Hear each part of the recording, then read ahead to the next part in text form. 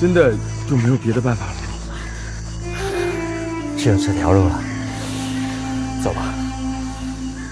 走。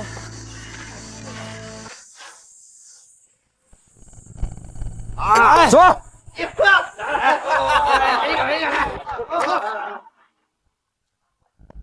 干什么呢？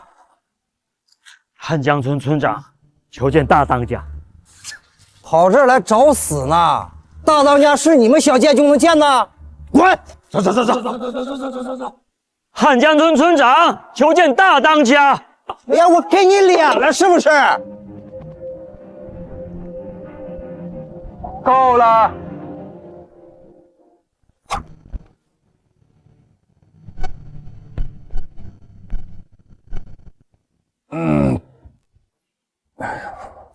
见过大当家。村长，你可知这是哪儿吗？土匪站。哦，知道还敢来，不怕死？就是怕死，我们才过来。今年大旱，庄稼颗粒无收，再这样下去，村民迟早饿死。所以呢？所以，我们才想找大当家借点粮。我们是匪，你们才是民。问我们借粮，因为我们是开善堂的，不抢你们已经很好了。那不管是山匪、土匪，都是靠抢夺老百姓的粮才能活下去。要是村民都死绝了，然后你们抢谁去？哎，所以，我们应该乖乖把粮给你们送下去是借粮。我以村长身份担保，要是能熬过今年，来年这粮，我们加倍奉还。求你的大当家！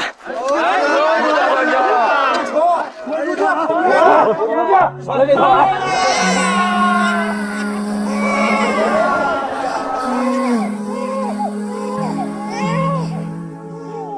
够了！把我们的粮分给他们一半。大当家，我们粮分出一半，咱们就去，让兄弟们给他们送下去。别忘了，再带包春粽。哎，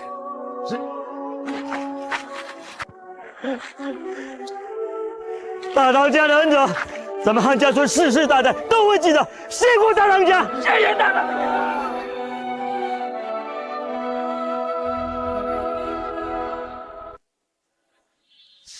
不知大人如何了？当下权臣执掌太仓，竟以梨园喉舌相胁。朕虽有雷霆之怒，怎奈投鼠须忌器。如今我有杨清密赴汉阳，密谕新道，方成破局之任。杨清可愿？陛下拔臣于草莽，既是陛下所愿，臣必达。在忍后新岁初时，必使太仓蜀阙尽失其力，若不成，臣提头来见。好。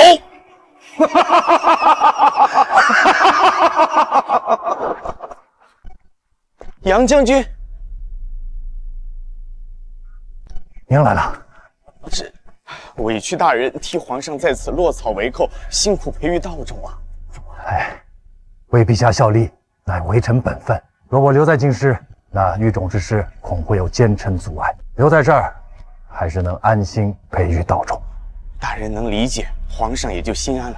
大人放心，到明年秋收之时，皇上南巡之日，定会亲自到此迎大人回京。好，待到来年丰收，那陛下就不会再受这控制粮仓的皇亲贵胄牵制，朝廷能够实行改革，除奸臣，还天下一个朗朗乾坤。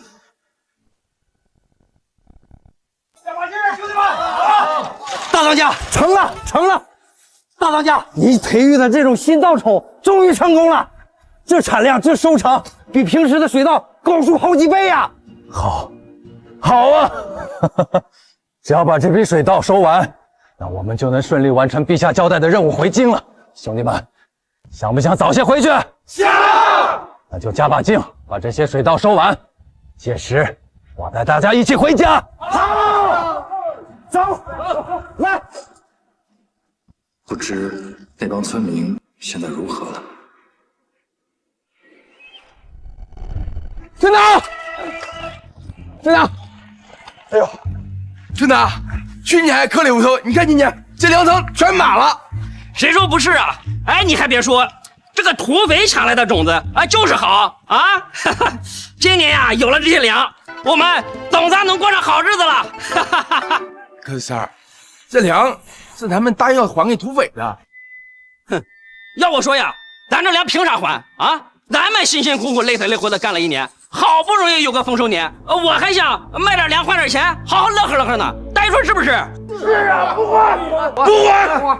三儿，你别忘了，当初可是土匪借粮救了咱们，他们还没抢过咱们村子，这粮要不还，是不是太没良心了？我呸！范明儿，你可别忘了，他们可是土匪啊，他们是咱老百姓的敌人，他们今年不抢，你能保证他们明年不抢，后年不抢，以后都不抢吗？啊，你对敌人的仁慈，就是对我们自己的残忍，大家说是不是？是。都一个村里的，吵啥吵呢？村长，这粮咱到底还不还嘛？还粮？他们寨里的粮多少吃都吃不完，能差我们这一点？不还。对嘛？你看就不应该还。哼！村长，这粮要不还，到时候那土匪不会来咱们村子闹吧？这我早就料到。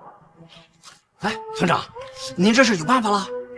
现在啊，那巨石城里的军头正在四处剿匪，我正好可以带军头到土匪寨里将他们。哎，村长，那个土匪头子可是个硬茬，我看不好惹。那还不简单？我待会儿啊，就到山里，以村里丰收宴请为由将他给支开。到时候你们在村里就尽力把他给拖住，我再带军头到土匪寨里剿匪。到最后剩他一个人，还能掀起什么风浪不成？可咱们将那土匪头子给拿下，到时候不仅不用还粮，还能领取剿匪赏钱，这不一举两得吗？还有赏钱，还有赏钱！打倒土匪，领赏钱！打倒土匪，领赏钱！打倒土匪，领赏钱！打土匪，领赏钱！打土匪，领赏钱！打土匪，领赏钱！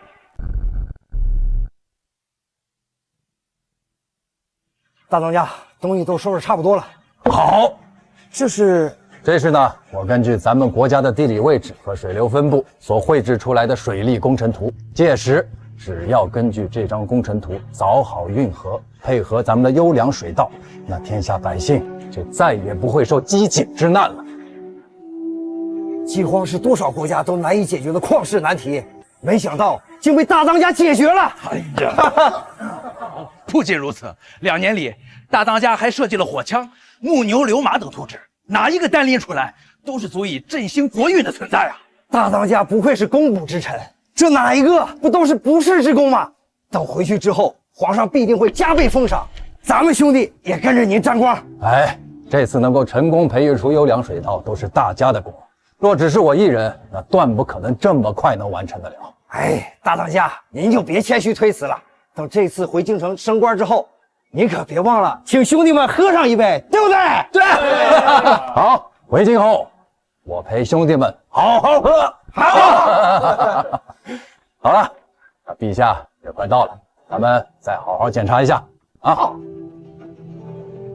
大当家的，有村民人来说，他们汉阳村今年大丰收，答应还咱们粮食，已经送过来了，就在门外呢。在这资源匮乏的穷乡僻壤，竟然能坚守信用，难能可贵。大当家的，他们还说了，为了报答你的恩情，还在村里设了宴要招待你。哦，好，那我们去看看。走。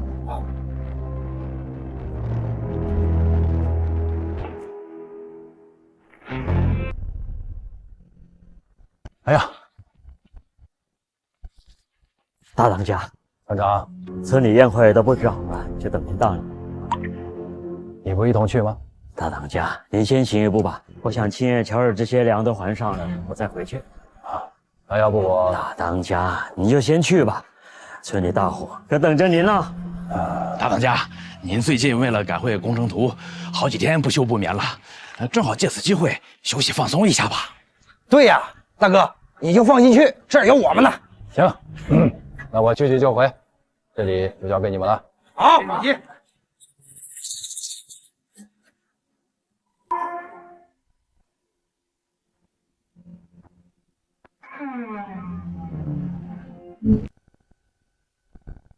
别乱说话。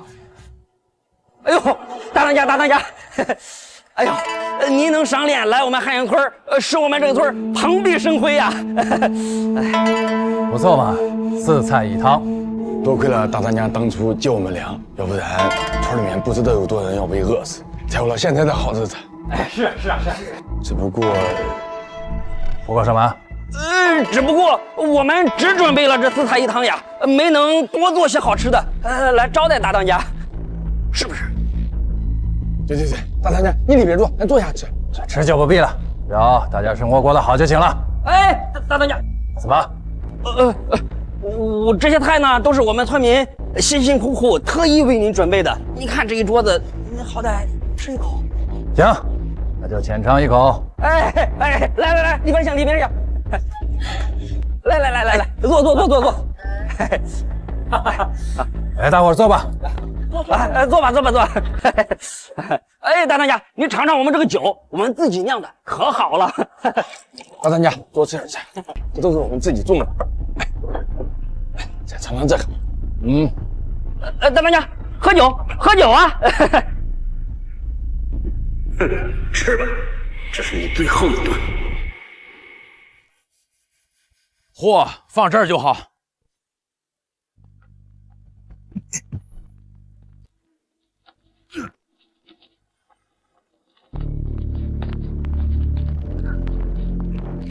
村长，既然粮食已归还，带着村民离开吧。怎么，是都想留在寨内不成？别急嘛，我们这次来除了还阳之外呢，还要报你们当年的救命之恩。为此，我们特地为你们准备了一份大礼。哼，大礼在何处呢？别急，你们马上就能见到了。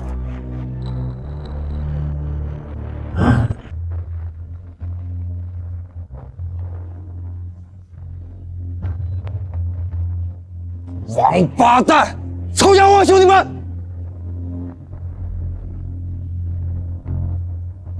在做什么？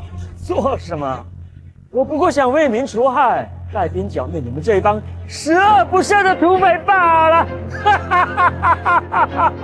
但这帮无情狡诈的匪徒无需多言，今天有我在，这帮匪徒一个都别想活着离开这里。动手！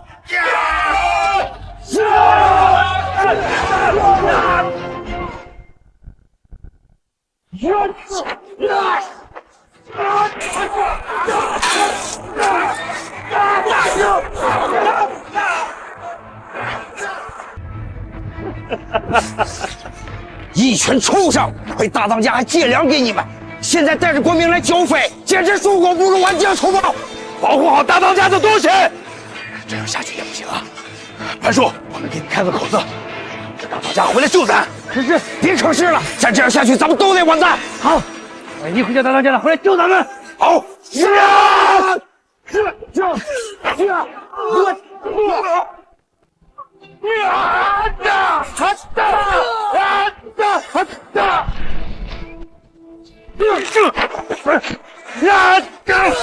谁现在走？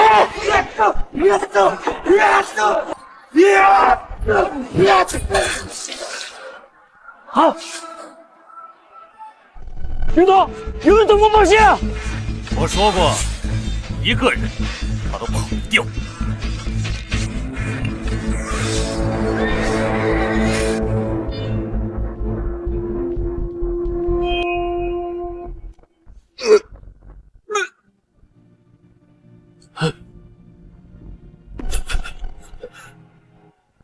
潘叔，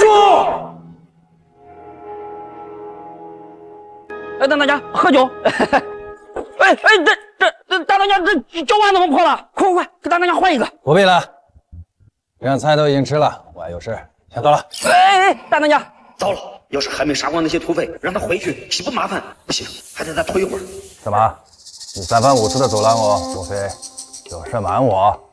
不是，大当家，您身为盖世，我们一介贱民，怎么敢欺瞒您呢？对呀，不敢欺瞒大当家的。那你这是？大当家，您有所不知，我们汉阳村有一个习俗，就是我们每家每户都要向我们心里敬重的人敬酒。您喝的越多呢，我们所有人的所有事都会特别的顺利啊。果真如此？当然是真的，大家说对不对？确实有这个习俗。哎，是。行，那我喝完你们便不再阻拦。哎，大当家，喝这点哪行啊？上酒。大当家，您寨子里兄弟众多，一人一坛，为兄弟们一起祈福嘛，是不是？您把这些都喝完，我们一定不再阻拦。好，一言为定。嗯，来，大当家。想要喝完全部村民，简直是做梦。喝吧，等你喝到不省人事，我们便让你去阴曹地府与那帮土匪团聚。哼！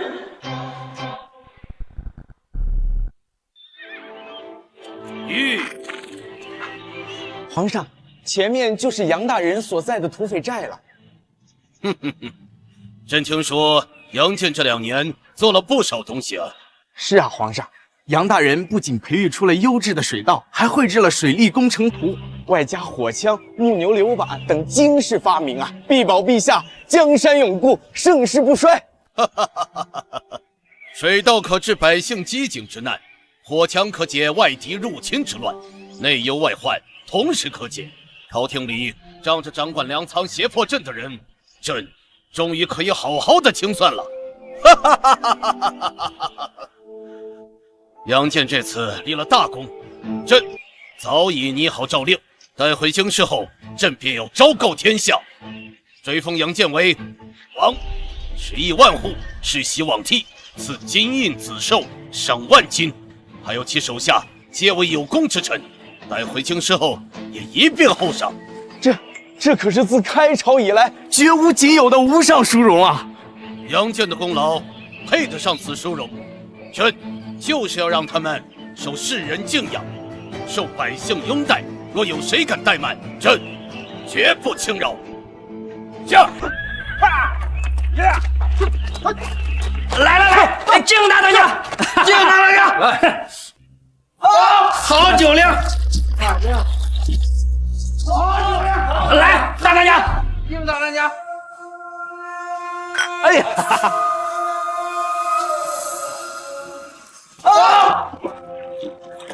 大当家海量啊，海量！敬大当家，敬大当家！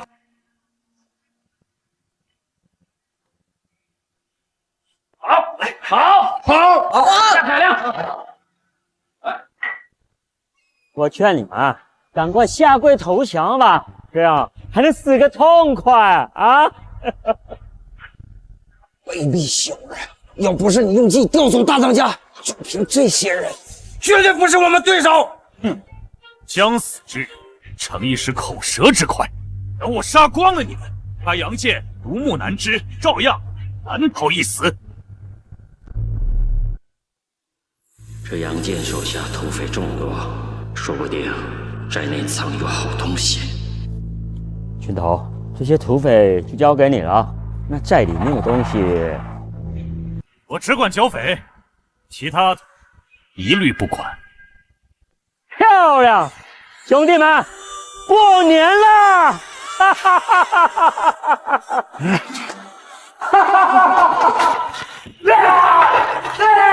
你说我们是匪，这帮村民强取豪夺，何非又何意？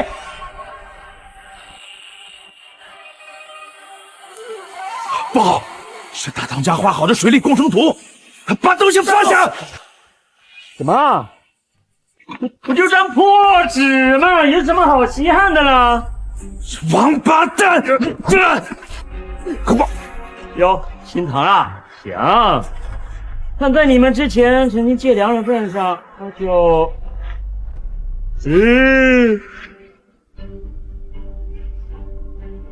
啊！不要，不能烧啊！哎呦，烧起来了！王八蛋！我要杀了你！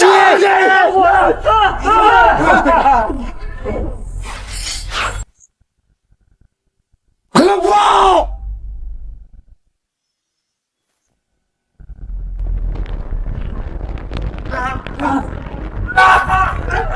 快跑！快跑！快跑！跑了！还有谁？这怎么可能？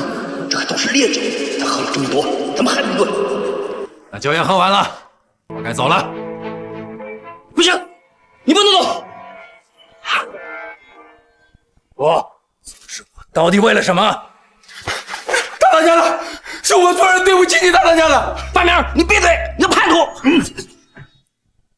你说，大当家的，你当初好心借粮给我们，我们冤将仇报，现在村长在边区上了剿匪了，大当家的，对不起，大当家的，对不起。好啊，原来你阻止我就是为了调虎离山。你知道了又怎样啊？来不及了，你的寨子里现在尸横遍野。现在只要你放下这把刀啊，我们可以看在你这粮的份上，留你个全尸。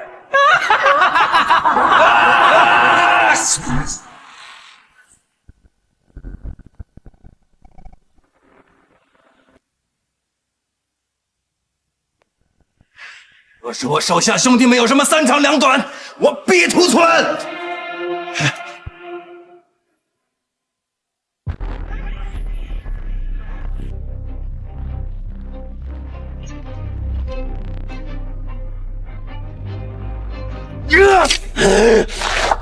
虎哥，虎哥，谭树，你快走啊！去找大当家，不用管我们。哼，今天你们一个也走不了，速速给我拿下！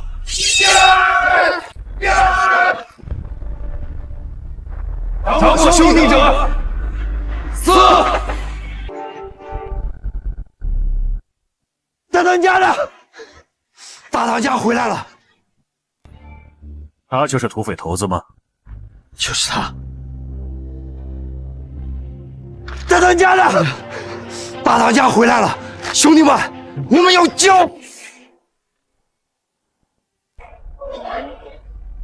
老虎，虎哥，虎哥，虎哥，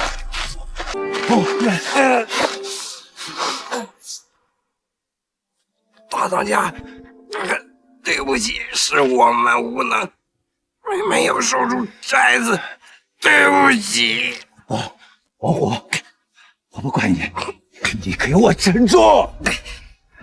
大当家，我可能违约了，我不能给你回，我。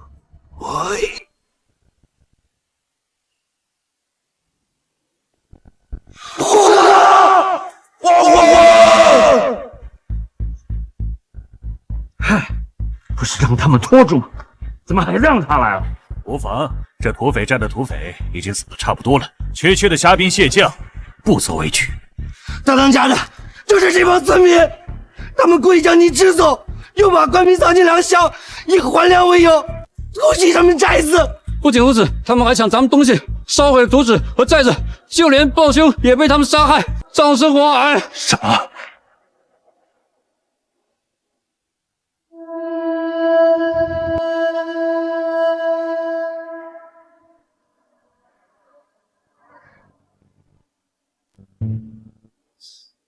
回京后，你们最想干什么？当然是好酒好肉，吃它3天3夜。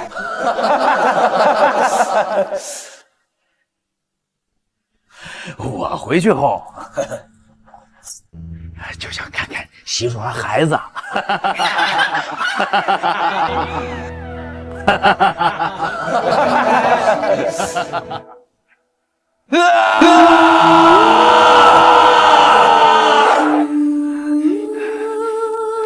你们为什么？为什么？就因为你们这帮土匪作恶多端，天理难容。我这么做只是要救赎你们，怎么着？也算是报恩了吧？啊！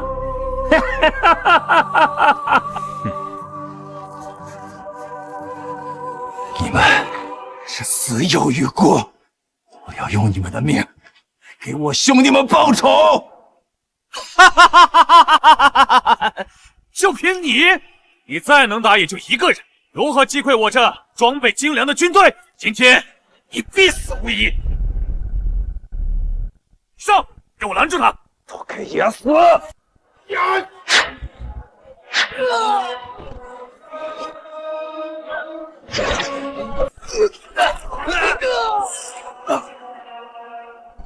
继续上！谁敢私逃，杀无赦！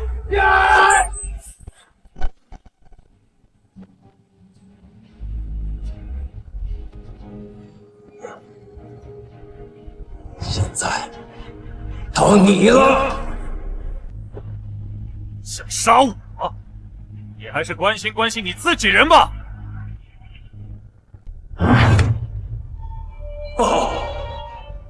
慢着！怎么？哈！你刚才不是很嚣张的要杀我吗？嗯？哈哈哈哈哈！切，我还以为他能有多厉害呢，原来不就如此吗？真卑鄙！要不是你们以我们性命为要挟，就凭你们也是大当家的对手。还敢走？真是不见棺材不落泪！接手，放箭！我看谁敢！我乃郑国将军，他们也是有功之臣，你们敢杀他们，按律都得死！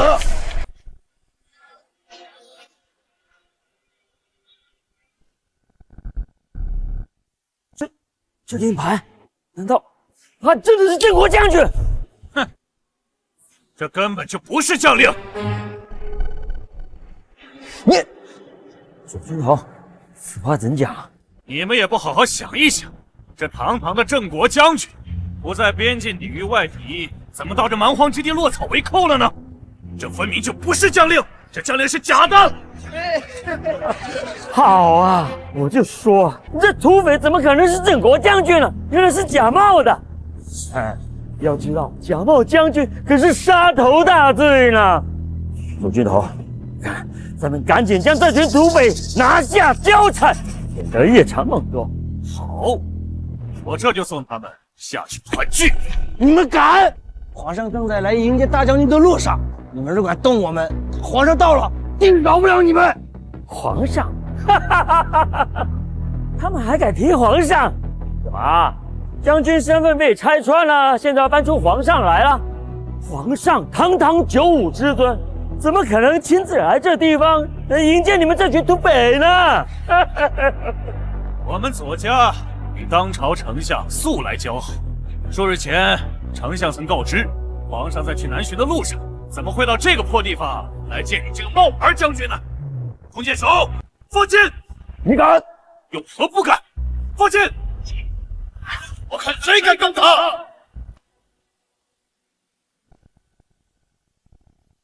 放箭！停！就要放肆！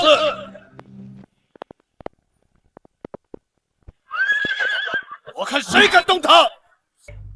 军头，那此人身后随从众多，恐怕不好惹。这是正事要紧啊！小小军头没朝廷准许，随意动用私刑，滥杀无辜，你是怎么敢的？哼！我做什么关你什么事？放肆！你可知自己在同谁讲话？站在你面前的乃是当今……我管他是谁呢？你们听清楚，我是奉皇命剿匪，无关人等速速离去。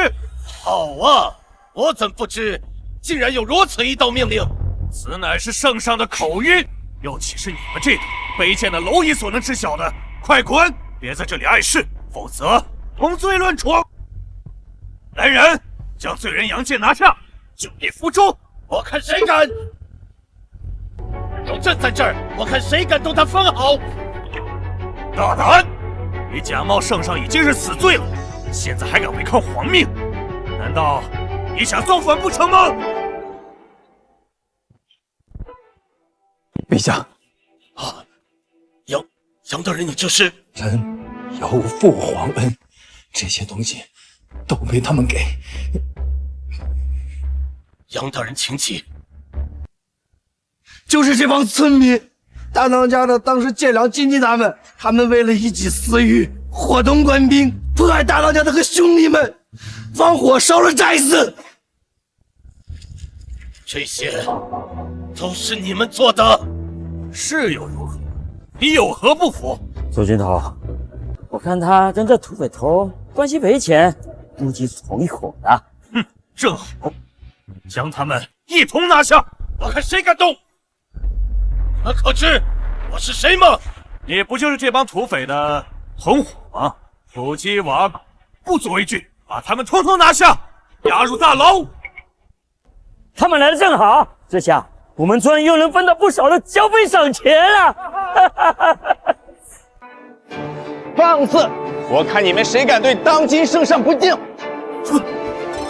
皇上，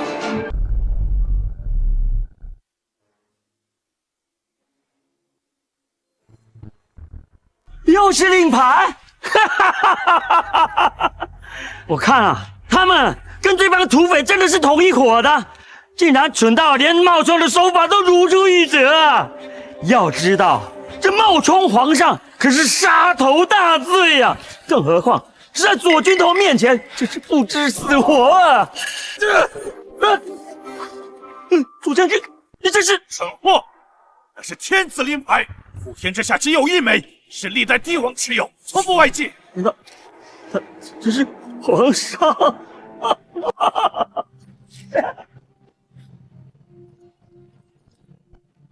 卑职无意冒犯圣上，请圣上恕罪。请圣上恕罪！请圣上恕罪！饶恕我们吧！恕罪！你们犯下此等罪行，万死难辞其咎。来人，将这些罪人统统带下去，就地惩处。来人！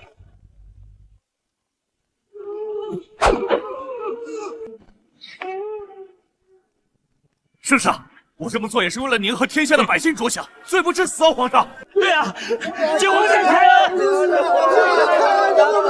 饶了你们，你们有何脸面求饶？他们可是戍守边疆、保家卫国的英雄好汉，正是你们的贪婪，无辜惨死在自家人的刀剑之下，死在他们夜以继日拼死保护的人手中。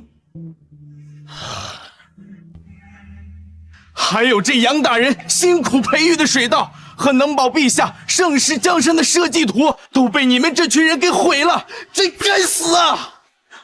完了，这家全完了。陛下，这事不能怪我，要怪就怪这帮刁民。要不是这帮刁民挑唆，臣也不会犯下如此滔天大祸。皇上，左家伙，你怎么可以这样抹黑？不是，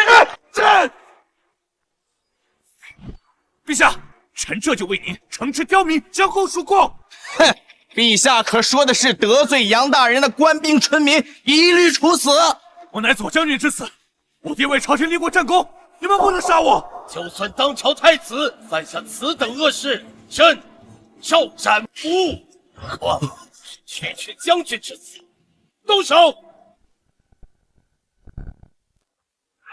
动手！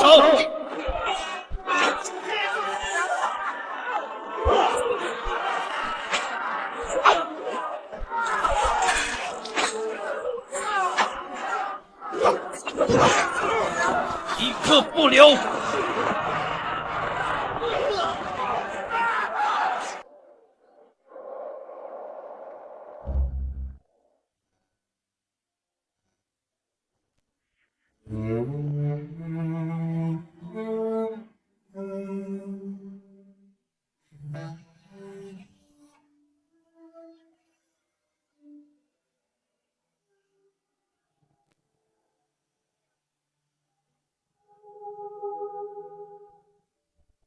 你们不要过来！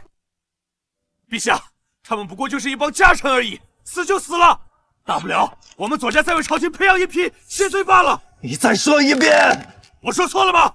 就是一帮下人而已，我们左家才是朝廷真正的栋梁。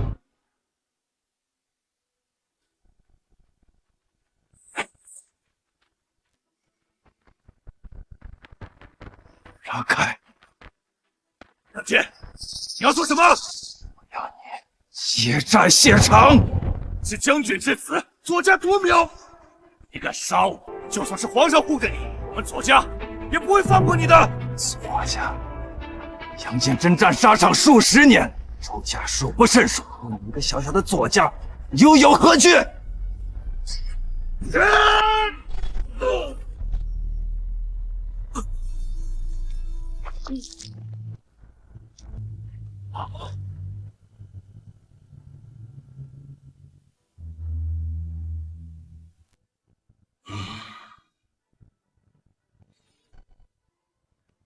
兄弟们，我杨戬为你们报仇了！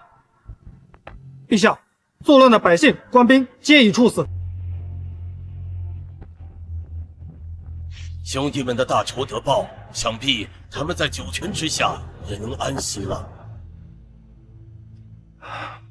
陛下，既然事情已了，你若留在此地，恐多有不便，不如随朕一同南巡，之后再一同回京。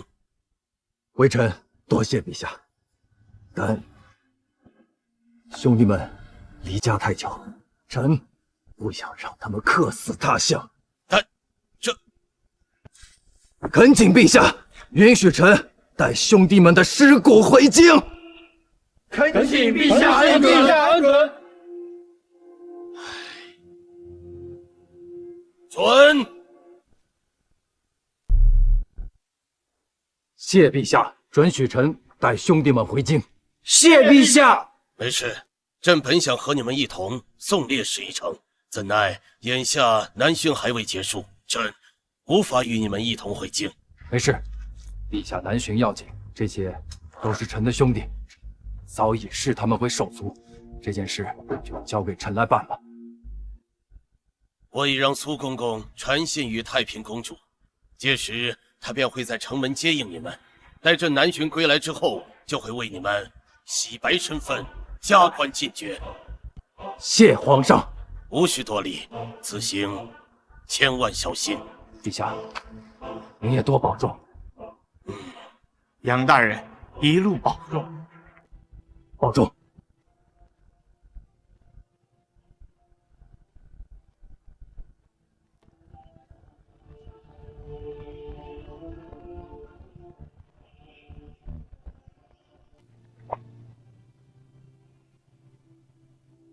兄弟们，带你们回家。哎，将军，今日为何不见令郎？嗨呀，他呀，听说城外一处村上有匪，这便带兵去剿匪了啊！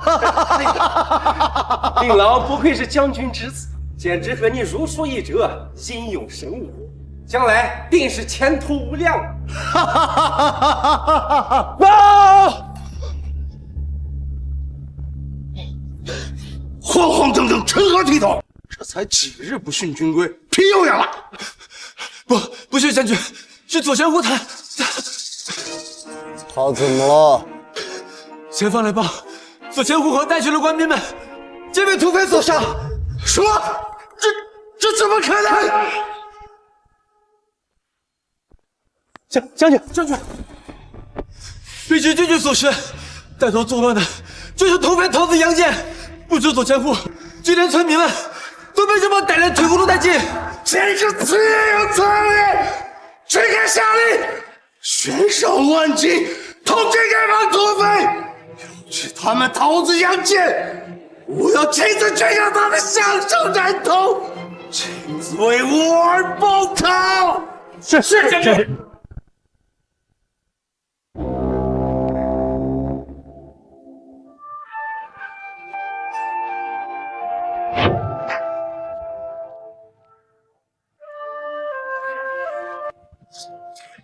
兄弟们，到家了！站住！你们是何人？为何携官进城？官差大人，我等皆是京师之人，关内也都是我牺牲的兄弟，请您行个方便，让他们能魂归故里，入土为安。此等晦气玩意儿也配进王都？带上东西马上离开，不然对你们不客气。大人，生死为大，他们也都是精忠报国的烈士，能容你这般出言侮辱众生？我就侮辱了又怎样？看你们衣着打扮，就绝非良民，更像是山野草寇。我看呀，这晦气玩意儿也不用埋了，倒不如直接拉乱葬岗，喂狗更省事。啊！呸！真是晦气！敢辱我兄弟，亦有去死之道！哼！大胆狂徒，竟敢在京师撒野，还不快速速放下武器，束手就擒！今日我若不让你付出代价，杨戬便愧对我九泉下的兄弟们。杨戬？什么？你便是杀了左千户的叛贼杨戬？那正好，兄弟们，把叛贼给我拿下，押入大牢，待左将军审理。慢着！既已回京，那身份揭晓是迟早的事，那我便不再隐瞒。我乃郑国将军杨戬，我看谁敢造次！哈哈哈哈！就凭你一介草寇，也想冒充镇国将军，真是痴人说梦！若你是将军，那我就是当朝宰相。既然不信，无需多费口舌，让开，不然休怪刀剑无眼，我无情。怎么？难道你们想硬闯不成？这里可是京城，不是你们撒野的地方。列阵！将军说了，拿下叛贼者，重重有赏。上！拿下叛贼杨戬。既如此，兄弟们，听我号令，我带你们回家。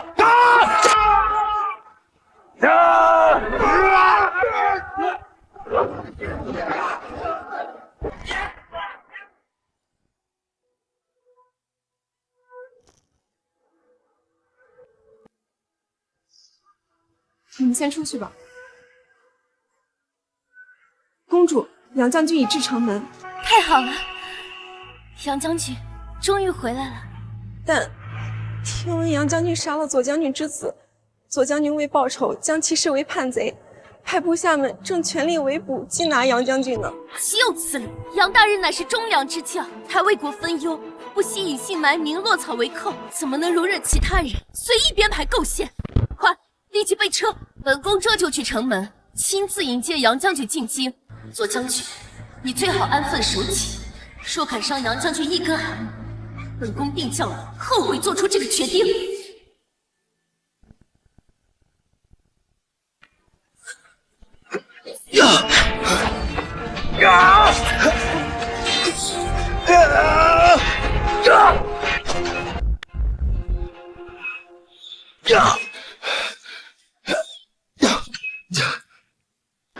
竟然如此爱惜这棺材，里面装的或许不是尸体，怕不是见不得人的赃物吧？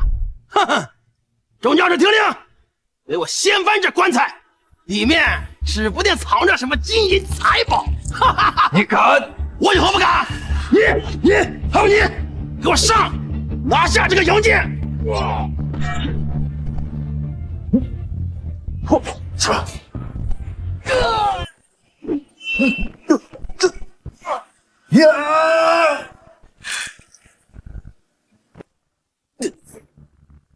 哈哈哈哈！大哥，慢着！只敢动，我杀了你！嘿，不让我动，还就偏动！呀！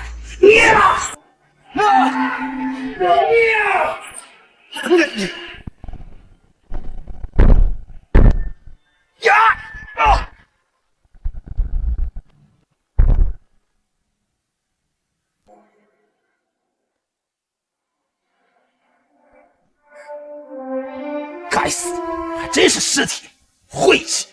呸！敢辱我兄弟，杀！呀！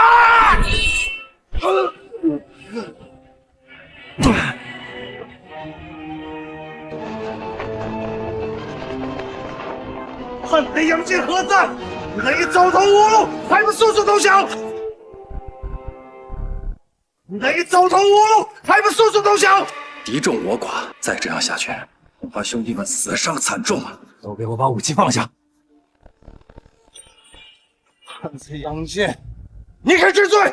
我何罪之有？以落草为寇，危害乡野，此乃一罪。我儿带兵剿匪，而你却杀害我儿，谋害朝廷命官，更是罪加一等。如今你不仅不思悔改，带人反抗朝廷，扰乱京师，数罪并犯，其罪当诛。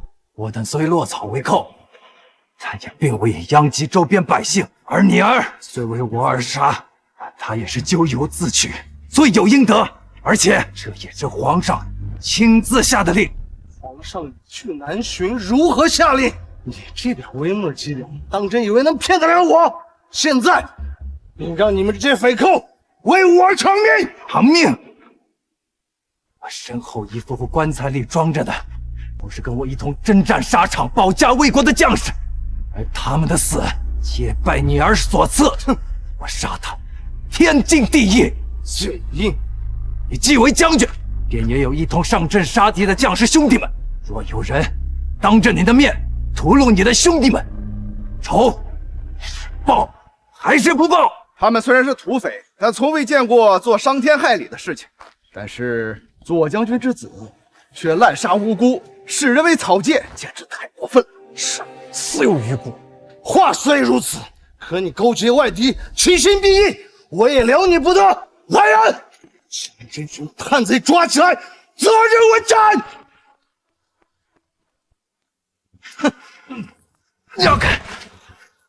勾结外敌，乃郑国将军戍守边疆数十载，手上沾满了外敌的鲜血，就算要污蔑我，得有个证据不是？证据？好啊，既然你非要自取其辱，那我便让大家伙好好瞧瞧。把人带上来！方行虎，这是个霓虹国人呐！お前ら、バカ野郎！我问你，你可识得此人？あんた、まさか？你可识得此人？翻译官！看样子是为我特意将军排了一出好戏，我倒要看看你们能演出什么花样。将軍が聞いている。要求をしているか？杨佩君大人，全然わからん。这霓虹国人都说了些什么？将军，他说他认识杨戬，并且关系匪浅。好啊，亏我们刚刚还同情你，原来是一群吃里扒外的国内奸。就是。你确定他刚刚说的是认识我的意思吗？那当然，你私通外敌，难道亲口所言？这还有假？あんた们理智不理，殺すか、拷問するか、簡単にしろ。私は日本人として絶対降伏しないぞ！快，他又说了些什么？将军，他还说这杨戬和他们头领经常往来，并且十分欣赏他，还要他叛国去霓虹国当官。私通外敌，侵略国土，残害同胞，这不是人，畜生，猪狗不如！大家伙可都听到了啊！这杨戬他私通外敌，按律当诛。来人，拿下！好啊，好一个翻译官，好一个左将军，官官相护、颠倒黑白的本事，一般人真是学不来啊！我再给你一次机会，他说的真的是认识我的意思吗？证据确凿，你还想逼其改口不成吗？闭嘴！回答我，要么说实话，要么死！放肆！杨戬，众目睽睽之下，你还想杀人灭口，死无对证吗？这霓虹国人就是这么说的，翻译的没错。别忘了，我可是朝廷钦点的翻译官，全场也只有我才能听懂他说的话。你说我颠倒黑白，哼，是我懂啊，还是你懂？你笑什么？残念だからあなた死ねばだから私です。老子、あなたは私たちの顔は話せる。それに空に来る球里，你会说他们的语言，还敢说和外敌没关系？我此前领兵打仗，戍守边疆，以同为将军，知己知彼，百战不殆的道理，岂能不知？而他根本不认识我，就是你这狗官，这个翻译勾结在一起串通好，想要栽赃陷害我。长此多礼。既然说你和他们没关系，那你又如何罪证清白？这还不简单？おい、ザツ。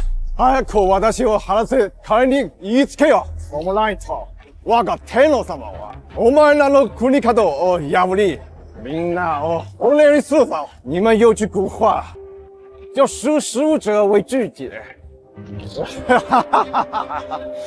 私の彼方に死んだ日本人はすでに数えきれないほどいる。時勢を見極めるべきはお前たちだ。たったの草加の犬にすらひどしいのに、ここで吠え狂うなんて。你们把心take给。只要有我在一天，就休想踏入我城门一步。お前をやぶ、この地界ぞ。这霓虹国人如此生气，这两人跟有仇似的。如此深仇大恨，怎么可能是内奸呢？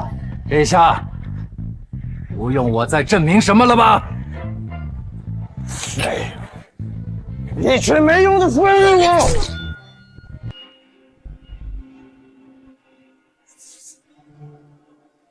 一群没用的废物！滚！滚！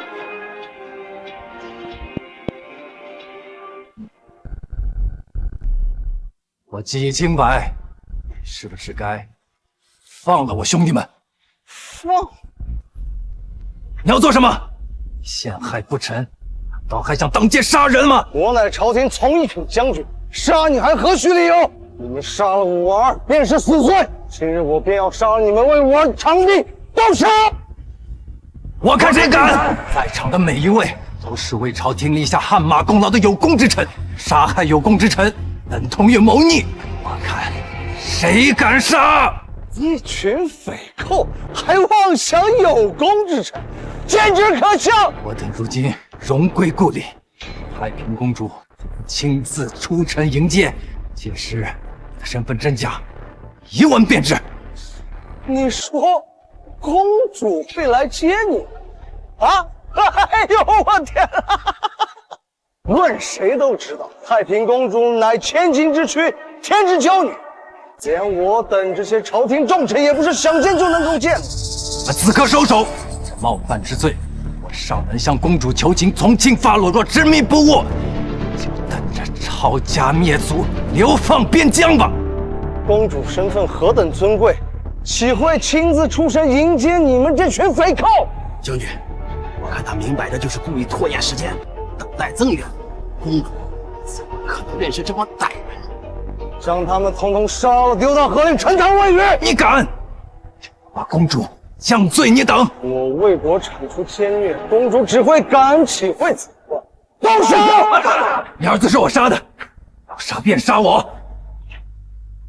放了他们。好，那我便先杀了你，再将剩余匪寇一网打尽，受死！我乃太平公主，谁敢伤她？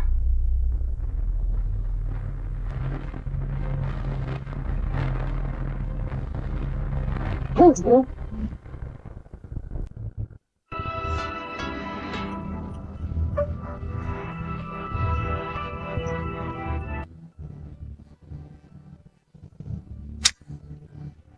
微臣见过公主殿下。参见公主。公主，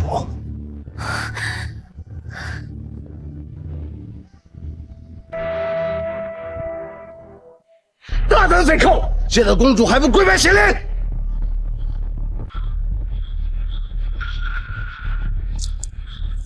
公主看上去如此生气，这帮匪寇跟公主并不认识，想惹怒公主也算是死到临头，只可惜没能亲手杀。公主，剿匪这等小事交给微臣便是，何须劳您亲临，轻脏了手。公主，你为何？我打你，一是因为你尊卑不分，以下犯上；二是因为你身为将军，不思报国，以权谋私，胡作非为。还有你们，还不立刻放手？想要本宫一一治你们的罪吗？谢公主。公主，可杨戬他……左将军，杨戬乃是正一品镇国大将军，谁允许你这般直呼其名讳？如此大逆无道，想让本宫治你的罪吗？臣不敢。还不赶紧带着你的人速速离去！是。哼，杨戬，你的命暂且先留着，待到与太子会合，到时候就算是公主，那也救不了你。撤！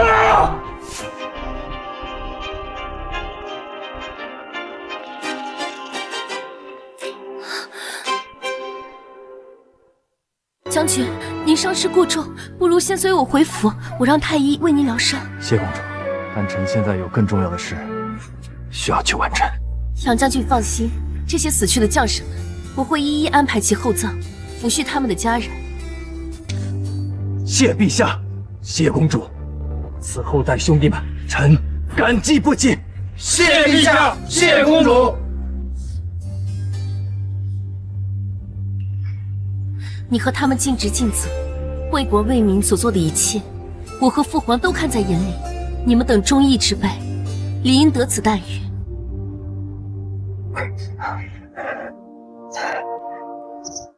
杨将军，还是随我回府养伤，切莫再强撑了。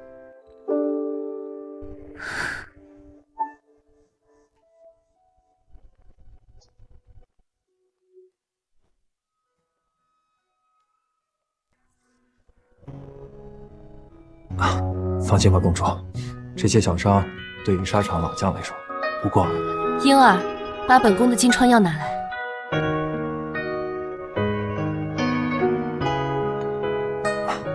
这种杂活不劳烦公主了，我自己来吧。别动。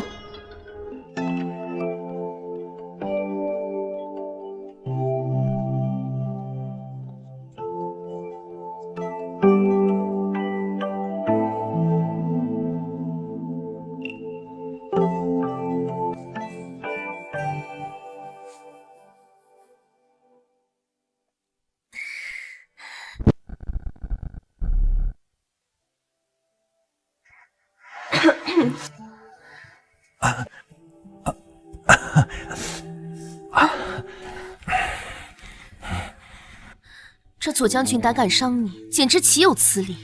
若不是父皇此时不在京师，他断不敢如此嚣张。不过我已收到父皇来信，父皇已在回京师的路上，不日便将抵达。等父皇回来后，我要将此事详尽禀报，让父皇为杨将军和将士们主持公道。陛下英明，我等自然相信陛下会主持公道。公主请放心，此事我不会放在心上。只是事发突然，就算是陛下南巡不在京师，他们也不敢如此大胆行事。恐怕今日之事不仅仅是左将军一人所为，其中会有更深的阴谋。杨戬何在？这左将军好大的胆子！公主，杨戬何在？左将军，你这是何意？难道你要造反不成？皇妹，别来无恙啊！太子，皇兄，你来做什么？孤此次是要将犯人杨戬押解公堂，审问其贪污之罪。什么？来人，将杨戬给公拿下！我看谁敢！皇兄，你说清楚，杨大人所犯何罪？杨戬乃朝廷重臣，不思报国，反以权谋私，贪赃枉法，罪不可赦。皇兄，杨大人乃是忠良之臣，你无凭无据，怎可如此草率将其定罪？谁说的我无凭无据？啊？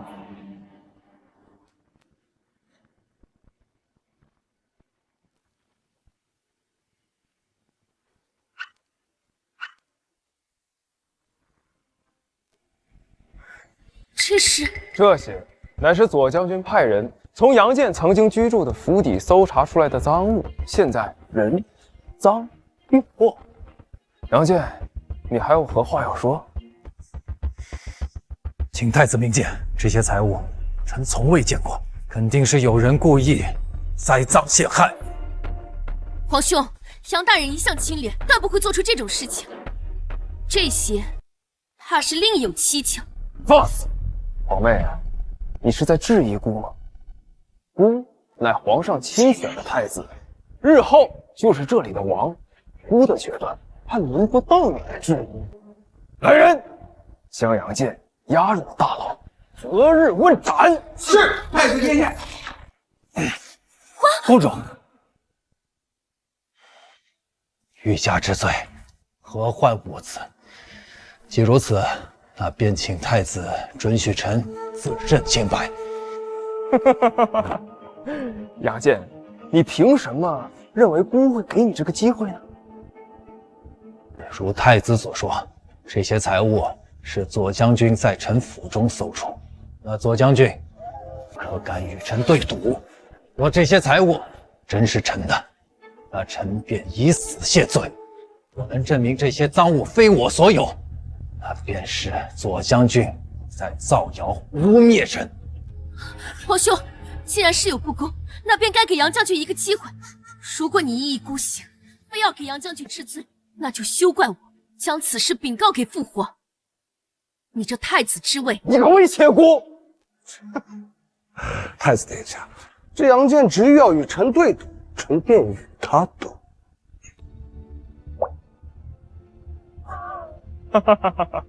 好，杨健，姑就给你这个自证的机会。此事早已计划周密，绝无纰漏。就凭你还想自证清白，终将是竹篮打水一场空。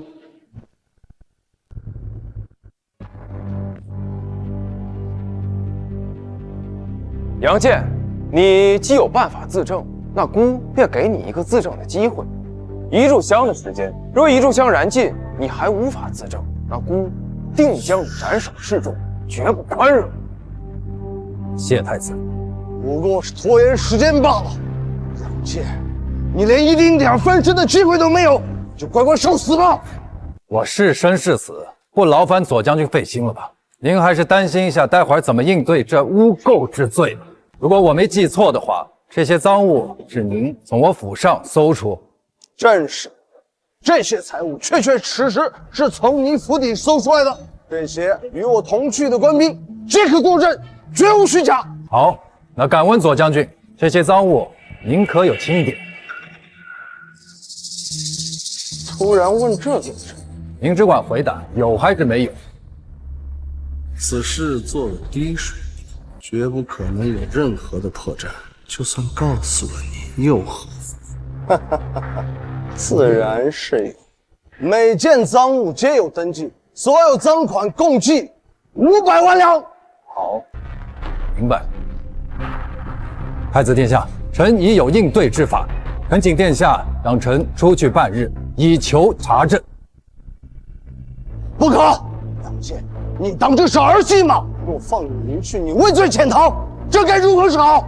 正如左将军所言，杨健，你身为有罪之人，岂能离开公堂？你还是另寻他法吧。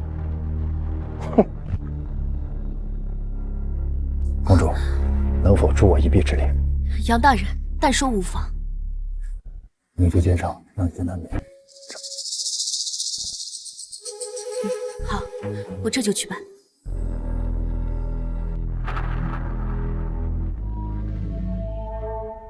难道被他发现什么？不行，为了以防万一，阎王要你3竿死，那我绝不留你到5根。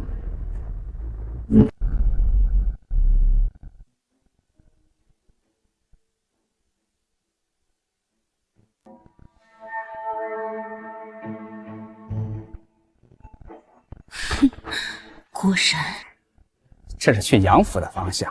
这杨府之内，卓大人早就派人清理善后了，是绝对不可能再查出一点蛛丝马迹。此去必然是无所查得。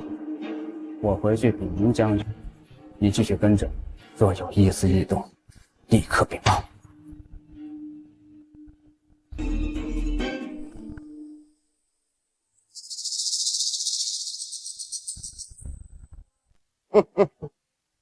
别白费心机了，杨健，公主此行毫无意义，你又何必强撑？左将军莫急，不过多久，真相自会大白。自取其辱！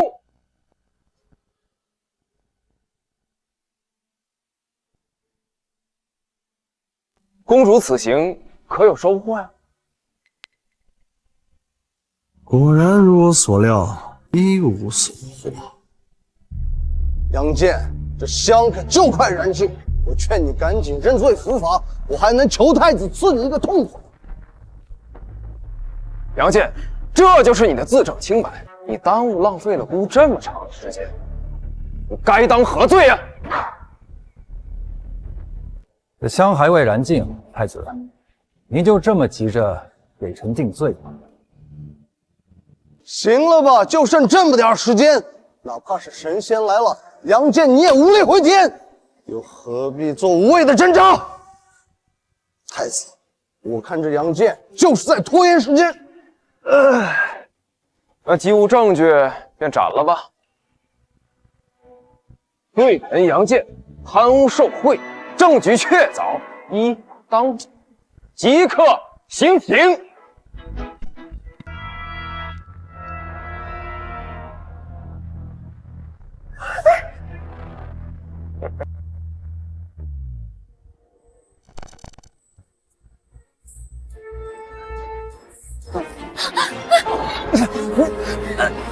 公主，你就别看了，杨健这条命今天必须要交代在这儿，谁来都没用，谁行？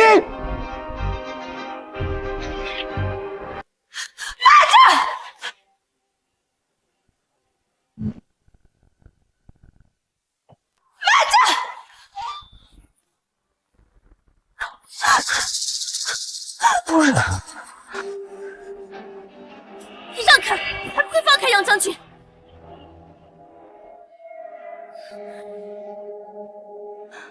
你不好好在府上待着，怎么跑到这儿？公主，您待会儿到街上寻得一些难民，给他们一些钱，让他们到左府门外吆喝，就说衙门捉到贼人，缴获了500万两财物，何人丢失，速速到衙门认领，逾期不候。为何要找路人？我亲自前去，不是更方便些？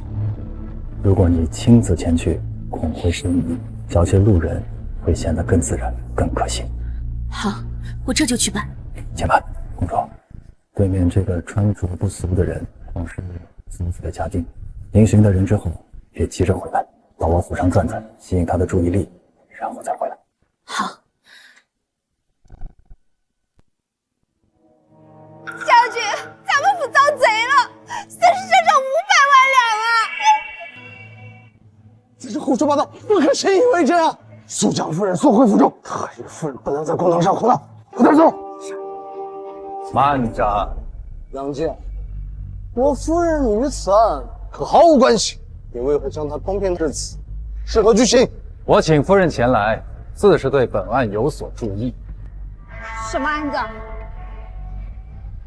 左夫人，请看，眼前的这些财物是否是您府上失窃财物？是的，这些正是我府上失窃财物。夫人，你一定是吃醉了酒，太子还在这呢。不要胡言！没喝醉，府上财物我了如指掌。这青花瓷瓶是当时户部大臣送的，还有这个。还有这玛瑙是礼部大臣送的，这个可是人间极品，我怎么会弄错？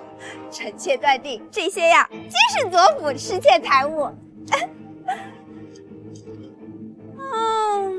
不过这贼不知何许人也，竟能堂而皇之在如此戒备森严的左府盗窃如此巨额财物，还能不被人发现，倒真神奇。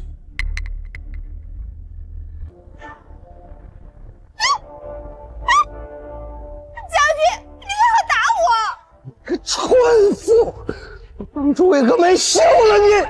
成事不足，败事有余。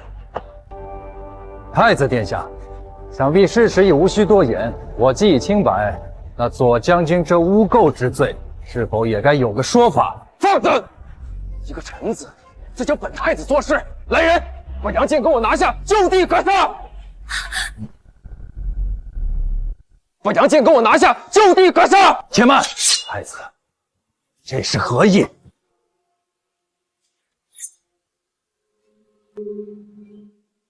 我还杀你不得了是吧？我乃当朝太子，将来的皇帝，你一个家臣，我想杀就杀，我还管你清白与否？怎么，你还敢不从是吗？皇兄，杨将军你杀不得。他有什么杀不得的？他不过区区一个落魄将军。因为父皇早已知晓朝中会有人对杨将军不利，所以特派我来护杨将军周全。哈哈哈哈哈！笑话！父皇乃天之骄子，君临天下，又岂会让一个皇家血脉去保护一个毫无血缘关系的废将？这岂不是本末倒置，简直可笑！公主，皇室之威不可辱，不应该为了私情左右，随意撒谎而欺骗太子。我所说皆为属实，并无欺瞒。当初父皇建国，边境敌军压境，是杨将军带兵戍守边关数十载，才换来如今太平。更是为国为民，亲力亲为，治理水患虫灾，平定叛乱，屡建奇功。这样一位肱骨之臣，岂容你们轻易轻贱，轻易置于死地？简直胡说八道！就凭他，若免此功劳，岂不早就功高盖主？皇上又能留他？太子殿下，今日若再不除了杨建，日后必成大患。让。皇兄，息事收手，臣还未铸成大错，或许父皇不会怪罪于你。我再说一遍，让开！好，皇妹，既然如此，那我就连你一块儿杀了，免得以后再坏我的事。什么？太子殿下，你到底要做什么？杨建带兵谋反，杀害公主，畏罪潜逃，而孤带兵诛杀叛贼，乃是大功一件，岂不是听着更顺耳了啊？左将军，臣在，把他们都杀了，一个不留。遵命，众将听令，杀无赦。公主，我来引开他们注意力，趁机逃走。不，杨将军，我不能离开你。你若死，我无颜面对父皇。若是父皇在，他们绝不敢如此放肆。别想，皇上还在南巡，如果你们配合他，我就让你们死得痛快点儿。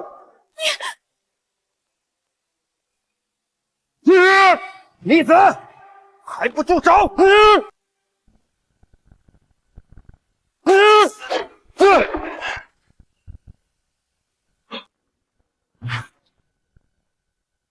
你们在干什么？皇上，父皇，您不是去南巡了吗？怎么？朕去哪儿？难道还需要太子同意吗？不是。朕若不是加开了南巡的路程，早日回来，朕还不知道朕的儿子竟还有如此杀伐果断的一面呢。父皇误会儿臣了，是吗？是杨建，他身为朝廷命官，不仅以权谋私，还出言不逊，藐视皇权，意图谋反。是啊，陛下，这杨建杀害了我的儿子，屠戮汉江村的百姓，真是罪大恶极，请陛下为臣做主啊！陛下，你们胡说，分明是你们栽赃陷害不成，恼羞成怒，想要杀人灭口。太子，当真如公主所言？皇妹，你怎敢随意颠倒黑白？儿臣今日所做之事，皆是为了父皇啊！为了朕？对啊，父皇，儿臣今日所做之事，皆是为了维护父皇，维护皇家的颜面。只有杨建，他出言不逊，藐视皇威。儿臣今日所做之事，只是小惩大戒，以示警醒而已。对，是啊，皇上。那太子岂不是辛苦了？为父皇分忧，只是尽了儿臣的本分而已。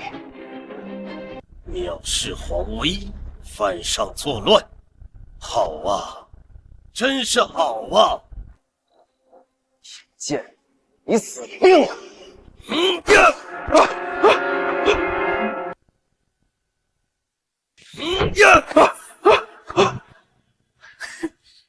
当真糊涂吗？儿臣不敢，儿臣不敢。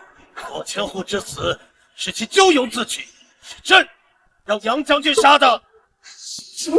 这他纵容村民烧了杨将军辛辛苦苦为国为民设计的图稿，还带兵残害忠良。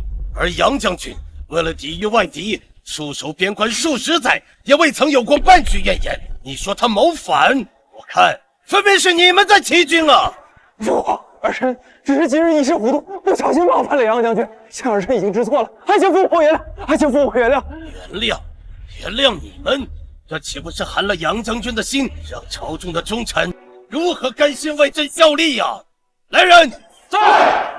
左将军罪大恶极，身为将军，不思报效，反复朕恩，削去其将军之职，贬为官奴，抄家流放。陛下饶命！陛下臣知错，陛下饶命！陛下臣知错了，陛下。至于太子，杖30，关进宗祠，抄圣训千遍，何时抄完？何时再放弃出来？父皇，陛下饶命！陛下臣知错。拖出去！太子救我呀！太子救我！杨戬不仅坏了本太子的事，还让本太子在众人面前颜面尽失，我一定会要你付出代价的。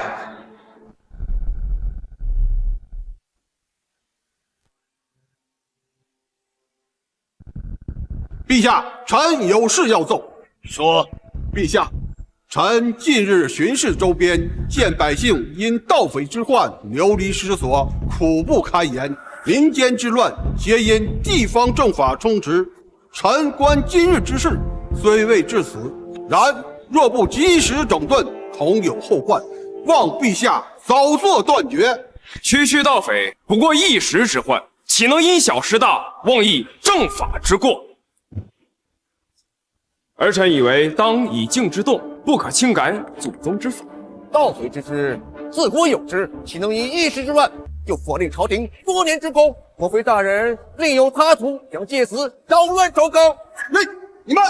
然祖宗之法，皆为安天下而定。若天下安，又何须变法？一介武官也胆敢在朝廷上妄议变法，简直可笑！父皇，儿臣倒是觉得杨将军所说在理。若是百姓安居乐业，自是无需变法。但是现在百姓动荡不安，正是需要推崇新政、安抚百姓的好时候。东东，你行了，杨戬，臣在。朕念你有功，特命你为钦差大臣，皇权特许，亦可先斩后奏，为朝廷推崇新政。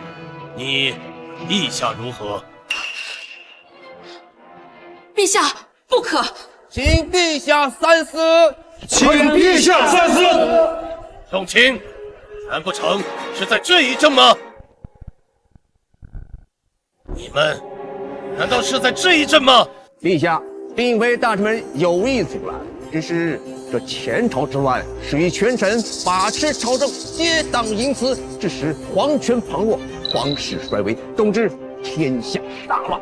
如今杨将军权势日盛，恐有重蹈覆辙之虞。陛下怎可给一个外姓使臣如此大的权力？请陛下三思！请陛下三思！荒唐！杨将军所行之事，皆是为国为民，而今早已立下显赫战功。前朝百姓受苦与饥难，不杨将军培养出高产的优质水稻，能解万民之急，更是发明了诸多立国之器，能助父皇安邦定国，国运昌隆。公主，杨将军不过一介武将，又怎可能如此博学多知，面面俱到？莫不是有意欺君，所行皆为谋权？陛下，可千万得小心啊！你胡说，杨将军不是这样的人。公主，毕竟你还年轻，这有时候啊，知人知面不知心呢。父皇，杨将军绝对不可能做出这样的欺君之事，还望父皇明察。公主，休要忘了自己的身份。你身为皇室嫡亲，怎可为了区区一个外臣，自降身份向你父皇求情？教你的礼仪规矩，真的忘了吗？真是丢尽皇家颜面！够了，皇后，杨将军不是外人，休要妄言。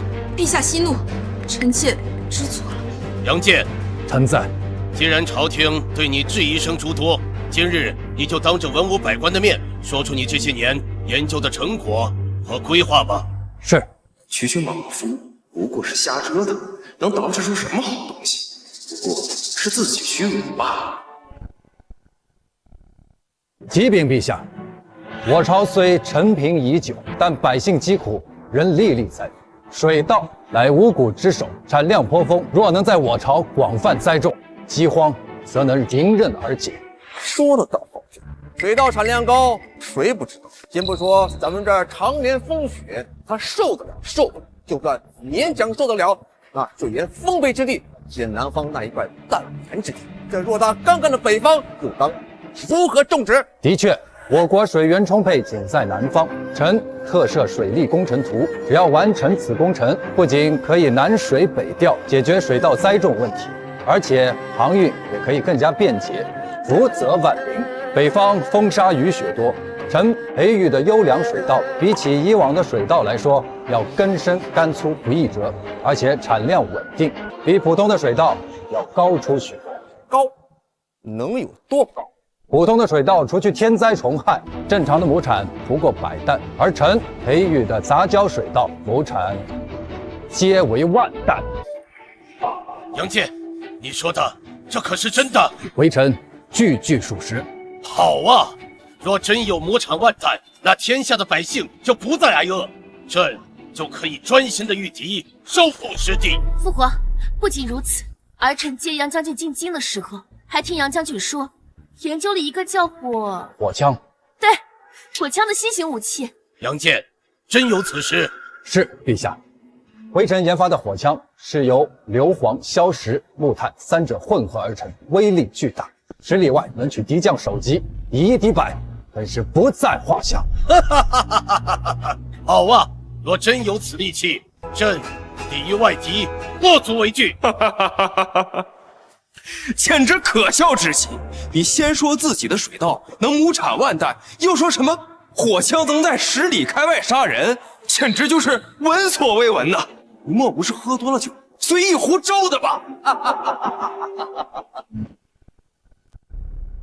陛下，切勿轻信了杨健。如今边境屡遭外寇侵扰，战事频频，国库早已空虚，入不敷出，这水利工程又是何等庞大，朝廷断然是经受不起的。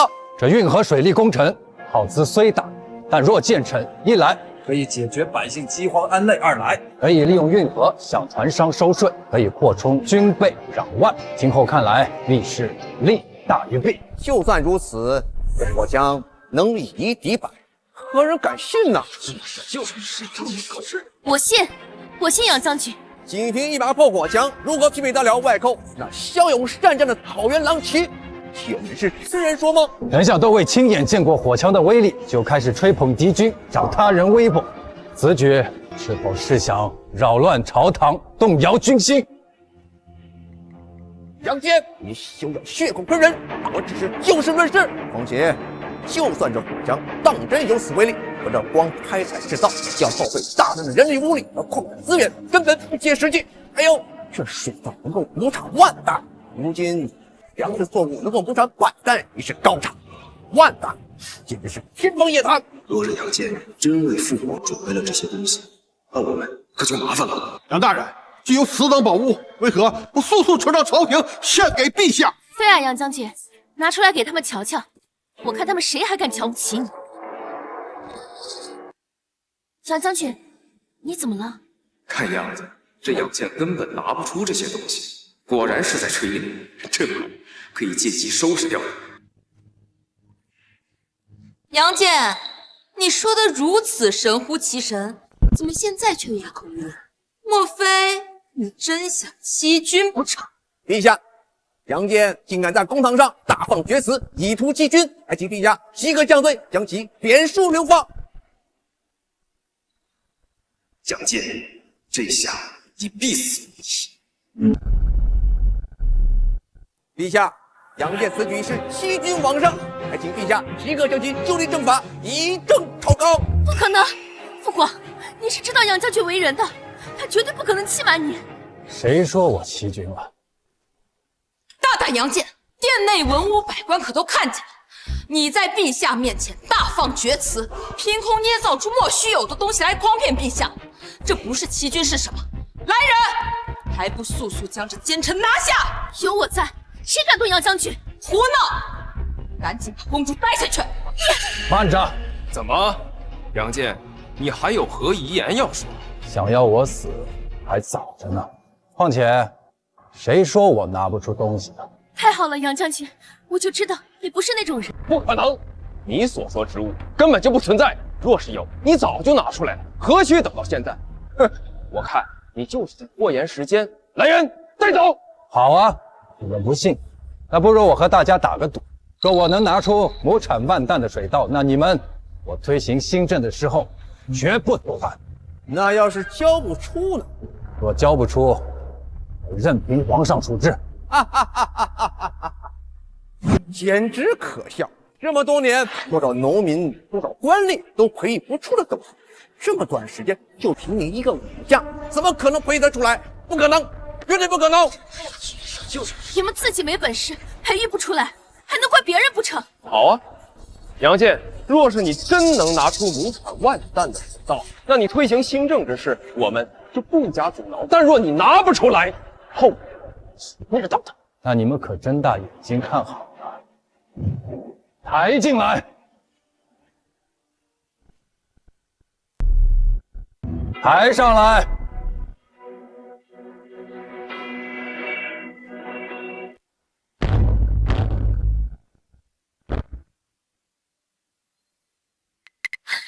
这就是杨将军培养的优质水稻吗？这看起来稻粒丰盈，颗颗圆润饱满，一看就是上等的好米。杨将军，你真是太厉害了！这怎么可能？难道杨健真的培育出了亩产万担的水稻？幸亏将村民抢走的水稻收集带回来不少，不然今天怕是要交代在这儿。陛下，这便是咱培育出的亩产万担的水稻。哈哈哈哈！好，非常好。若能好好的培育此物，百姓将不再受饥饿。杨将军，你这次是立了大功啊！陛下，这并非臣一人的功劳，臣这些部下将士们也为此付出了很多。好，这件事过去以后，朕一定要厚赏你和你的部下将士们。谢陛下。谢陛下。既然水稻都拿出来了，诸位，你们还有什么话要说？品相好又如何？就不信你当真能做到每亩万担。陛下，臣要求查验水稻重量。事实已经摆在眼前，你们怎么还不死心？事关重大，当然要万分谨慎对待。若是重量够，那是最好；若是不够，那杨健还是欺君，仍然要受到处罚。这，皇上，臣早知他们会这么问，所以秤和秤砣，难道他？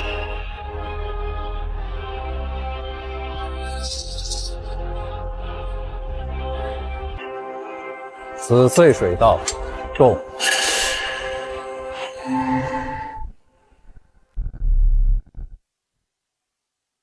此穗水稻重半斤。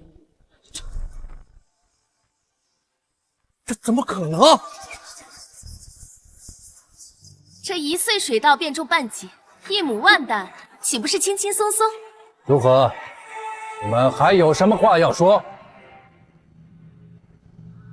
这不可能，他作假，这水稻根本没有半斤。陛下，臣要求重验。眼见为实，事实已经摆在眼前。若是你们称了还没问题，是不是还得怪秤有问题？对，一定是他造假，重验，必须重验。好，重验，你们随意验。哼，这杨健简直是狂妄自大，不知死活。只要你的稻穗里哪怕有1穗没能达标，我们便能借此为由向皇上定你欺君之罪。到时候砍下你的脑袋，就再也没人能阻拦我们了。来人，把秤拿上来。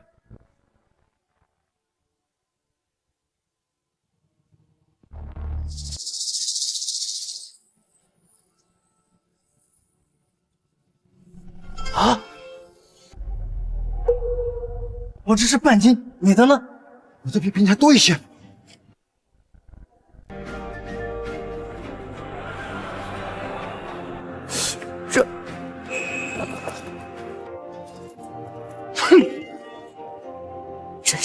群没用的家伙。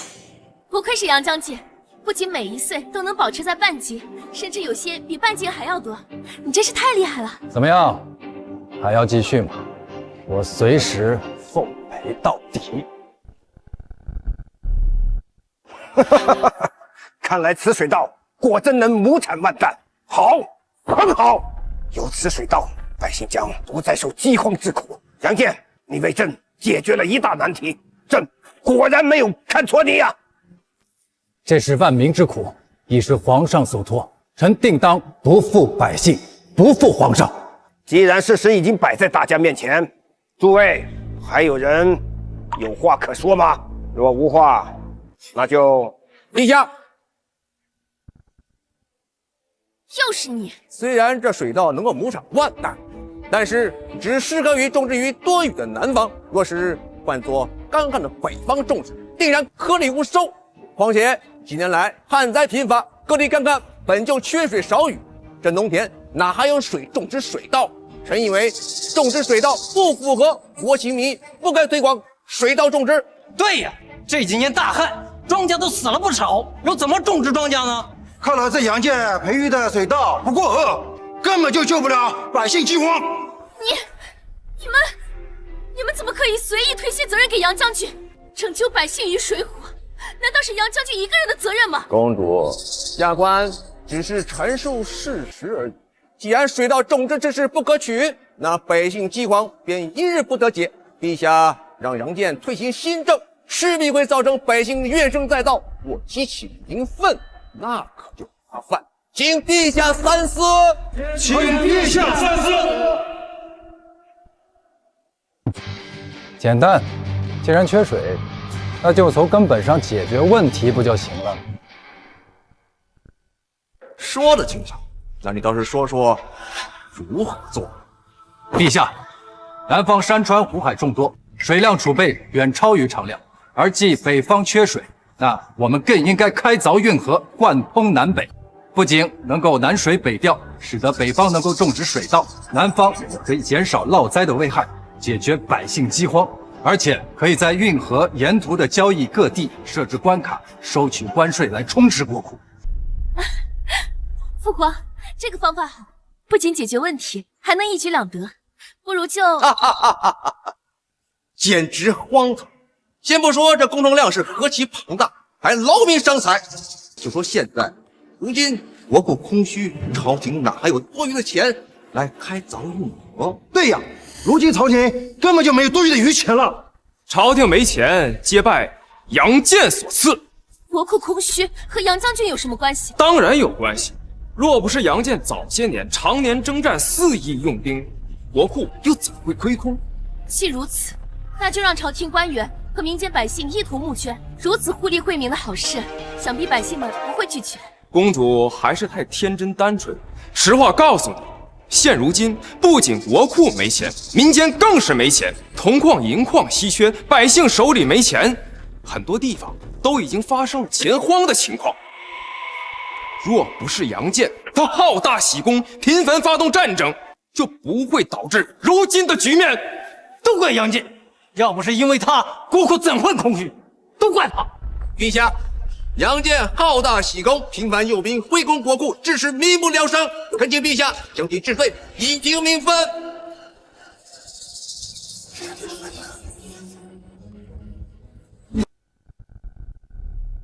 都给朕住口！建国初期，我国实力薄弱，边境时常遭到外敌入侵骚扰。若不是杨健领兵击溃了外敌，镇守边关，我们早就亡国了。都听到了吧？杨将军是有功之臣，你们若是谁还敢对其出言不逊，小心我让父皇把你们的舌头都拔光！陛下，此言差矣。丞相，所言何意啊？外寇入侵，大可与其和谈，何至于与对方招兵相见，拼个你死我活？况且，陛下身边不是还有位容貌倾国的太平公主吗？若真到了家国危难之际，大可让公主去和亲。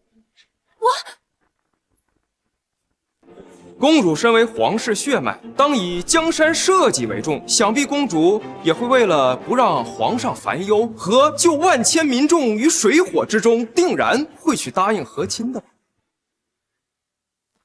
你们身为男人，就连手握兵器上阵杀敌的勇气都没有，还要靠牺牲一个女人来换取安定，简直懦弱至极！哼！公主放心，有臣在一日，你便无需和亲。若不是你杨戬好大喜功，拖累整个朝廷，我们又何至于走到要靠和亲来解决外寇侵扰的地步？和谈并不可取，今日各一臣，明日就是10臣100臣，换一日之安情，有何意义？只有我们把拳头挥出去，让敌人知道我们的厉害，外寇才不会随意入侵我们，这样才是真正的安定。如今国库是因为你杨戬才没钱的，杨戬，你要负主要责任。今天除非杨戬你把钱事情解决了，不然无论如何，大家都不会同意你开凿运河。陛下，您看这事儿。杨戬，朕深知开凿运河之事为国为民都好，只是这国库空虚，实在筹不出多余的银两。这开凿运河之事是否暂缓呢？陛下，开凿运河事关紧急，不能暂缓。陛下都说暂缓，难道你杨戬要忤逆陛下不成？臣绝非忤逆，若国库没钱，那便生产钱出来。笑话！没钱产钱，这谁不知？那也得有矿脉呀。如今铜矿、银矿稀缺，你告诉我如何产钱？现在就连民间都没有钱流通，出现了钱荒，就凭你还想产钱？难道你要凭空变出金山银山不成？谁说制钱需要金山银山？没有这些，照样可以制钱，制作流程会更加简单，而且制作成本极低。哈哈！你简直是大言不惭！你真当自己是财神爷呀？啊，没有矿脉怎么产钱？你说？太子真是不信。我信什么？我信你是财神爷吗？好，那我若能把钱制成，那开凿运河之事你们就不得阻拦，如何？若你做不到呢？任凭处置。杨戬，这是否太草率了一些？杨将军生前绝非一时，你切莫冲动。皇上。公主，请放心，臣不会有事。太子殿下，答应他，水稻之事是个意外。如今铜矿稀缺，就凭他根本不可能凭空变出钱来。好，若你能生出钱来，那开凿运河之事我们就不再阻挠。若是你拿不出钱，死！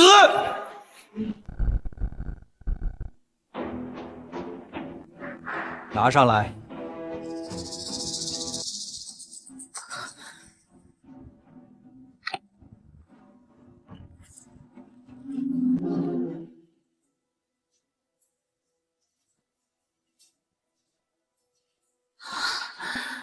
杨将军说的生钱，该不会说的就是这张纸吧？一张纸怎么可能生钱？杨戬，这就是你口中所说的生钱之法？是，陛下，此物乃是纸币。纸币？既然现在矿产稀缺，那我们就可以发行纸币。一来可以解决铜矿、银矿现在稀缺的问题；之二来，纸币质地柔软、小巧，携带方便，而且制作简单，迅速加印，能解决目前朝廷缺钱的问题。百姓的钱荒亦可迎刃而解。杨戬，你怕不是要疯了吧？历朝历代都没有使过纸币，就你这软趴趴的纸币，百姓根本不认，倒不如拿去当厕纸使用。而且发行纸币，这万一要是民间有几个道行高的画家临摹绘制而出，那市场岂不要乱套？父皇，依我看，杨戬此人做事不切实际，如此荒唐之人，岂能重用？若陛下依杨戬所言发行纸币，只怕会激起民愤，王朝覆灭在即呀！糟了，就知道纸币行不通，当初就再该来一下杨将军呀。可是现在该怎么办？杨戬，我看发行纸币之事，还是算了吧。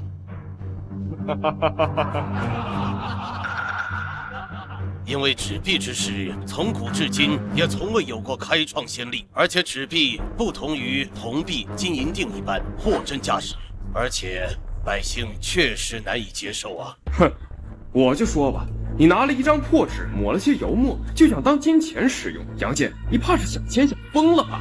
简直是自诩虚荣！从古至今用的都是铜币，而你杨戬想用纸币取代铜币，难不成你想说你比古人更聪慧？真不知天高地厚！陛下，发行纸币绝对没问题。死到临头了还嘴硬，发明的纸币根本就行不通，你输定了！来人，把杨戬给我拿下！慢着，皇妹，你要做什么？这是大臣与杨戬之间的赌约，你无权干涉。我自是无权干涉，这纸币是否流通，自有父皇定夺。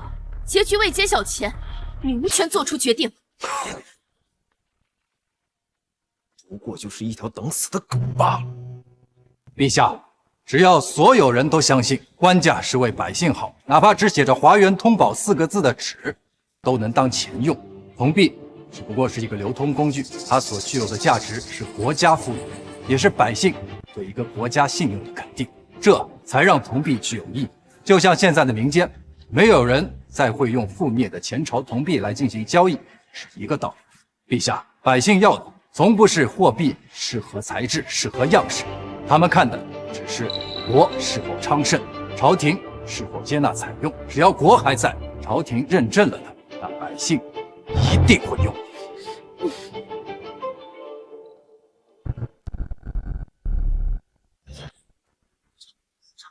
不过就是说的好听，若纸币真如你所说生产便捷，那民间百姓岂不是人人都可效仿制钱了？对呀，若发行这种纸币，人人都能仿制，那买卖岂不乱了套？若人人都会值钱，纸币就会泛滥，那不值钱的东西谁还会用呢？解决这个问题的办法很简单。哼，装模作样，那你便说说如何防止百姓仿制纸币？只要在纸币中加入一种特殊的防伪就行。防伪？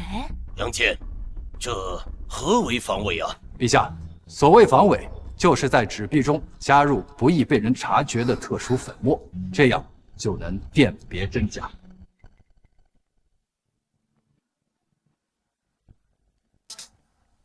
不一样的粉末，哪里有什么特殊的水印？哼，他分明是在胡说八道，这分明就是一张普通的纸，哪有他说的什么粉末？哼，那是因为你们还没有发现，并不代表纸币中没有。小言之辩，在座大臣都看过你这张纸币，均未发现上面有什么特殊之处。陛下，依朕看，分明是杨戬在朝堂上故弄玄虚，罪在欺君，望陛下速速责罚，以正朝纲。杨戬，制钱乃国事，并非儿戏。若当真如丞相所言，你公然在朝堂上弄虚作假，朕也定当惩罚不误。陛下，表面上看确实没有。哼，让你嚣张，这下就算是皇上也保不住你。杨戬，你完了！大胆杨戬，竟敢欺君！来，把他拖下去斩了，以正朝纲。不行，父皇，杨将军为国为民做了这么多事，没有功劳也有苦劳，求父皇给杨将军一个将功补过的机会。我朝律令，凡是包庇罪犯者，视为同罪。公主，难道你要包庇这罪臣杨戬吗？我还未说完，何来欺君？你还有什么想说的？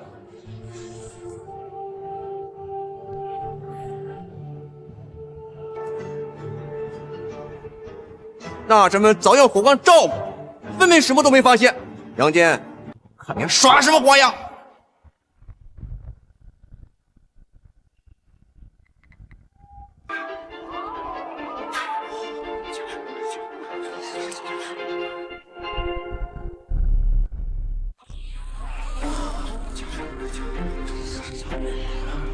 杨戬，你要干什么？这蓝火焰，这纸币燃烧的居然是蓝火焰！大伙快看呐！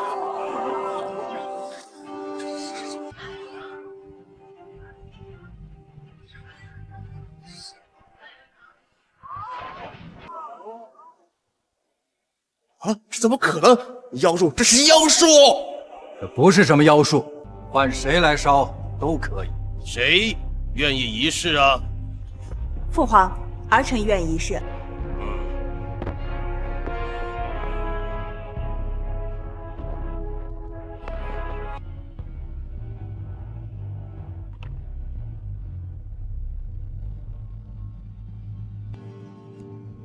别怕，没事。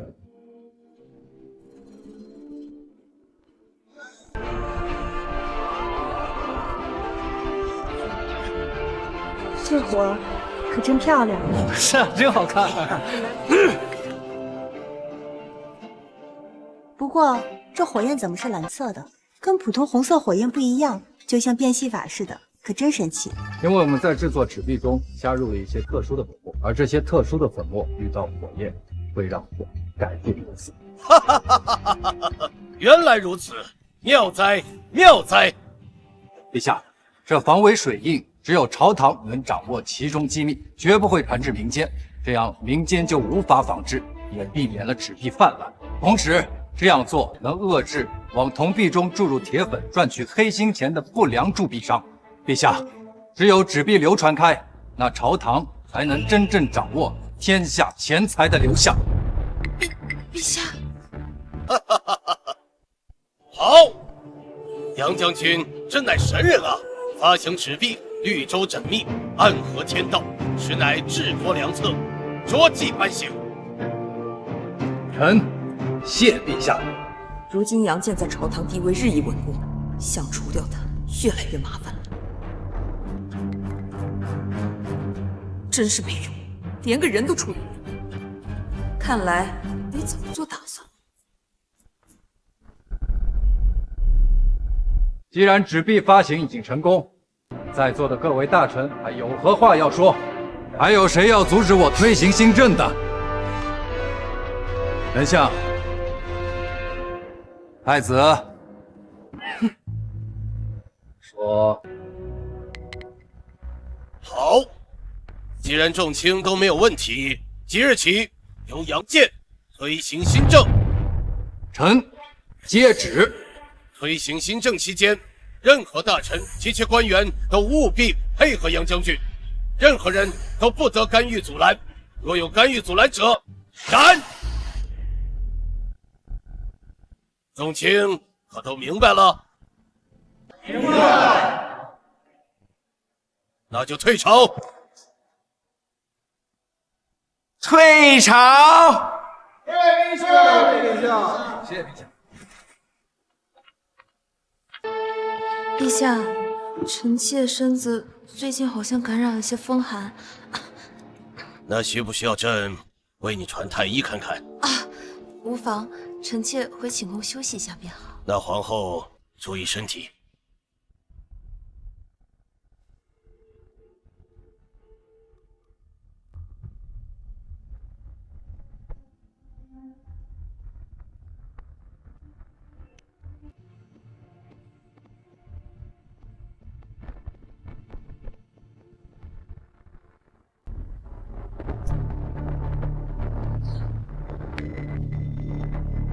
你们两个怎么办事的？连一个杨建都除不掉。母后，这也怪不得我们。你也看到，这杨建花样太多了，又是无产万担的水稻，又是水印纸币，他这想法层出不穷，我们也是实在没有办法了。不管如何，都绝不能让杨建得势，推广新政。如今各地粮商都由我们掌控。若是水稻得以推广，百姓自给自足，我们的财路就彻底断了。对，我们刚尝到一点甜头，绝对不能让杨建坏了我们的好事。那就得让他触霉头，希望他知难而退，不然。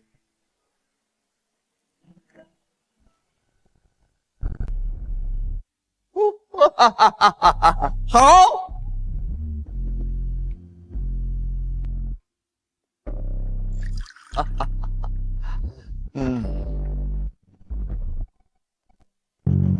小美人，待会儿我再好好宠幸你。既然大家都到了，那我就先说两句。如今杨坚照着功劳，想替陛下推行新政。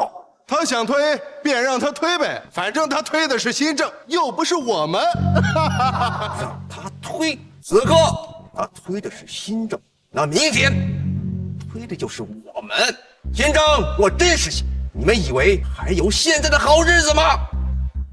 如今我们已是一条绳上蚂蚱，都是为皇后太子效力，所以没有我的事宜，谁都不许配合杨坚推行新政。皇后太子待我们不薄，我们自当为皇后太子尽犬马之劳。愿为皇后太子尽犬马之劳。哈哈哈哈哈！既如此，接着奏乐。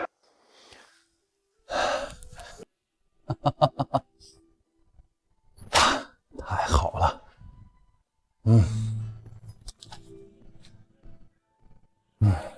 还好没有忘记。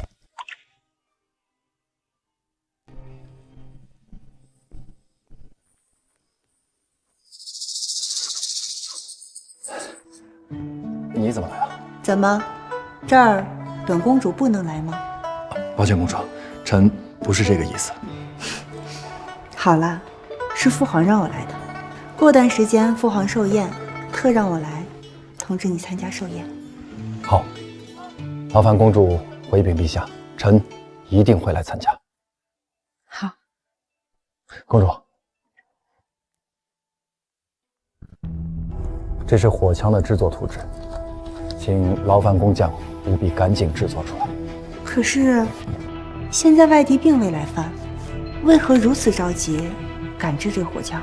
因为新政执行，虽然陛下非常支持，但是推行恐怕不太顺利。只有手上握着生杀大器，足以震慑别人，才能让所有人服软。好，我这就回宫，让工匠抓紧赶制。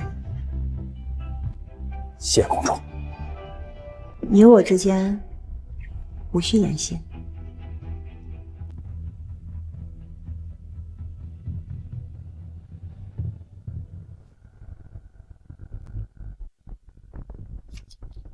谁呀？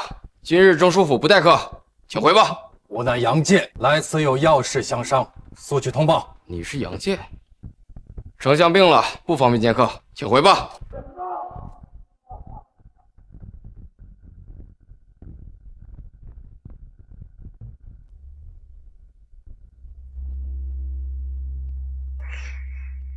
谁呀？回禀丞相，是杨坚。杨坚。您放心，小的按您说，称您病了，回绝了他，这会儿估计已经走了。说得好，若他还敢来，你就这般打发他便是。多拒绝他几次，想必他也不会自讨没趣吧？是。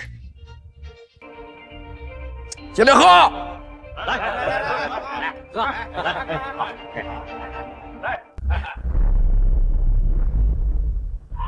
大胆！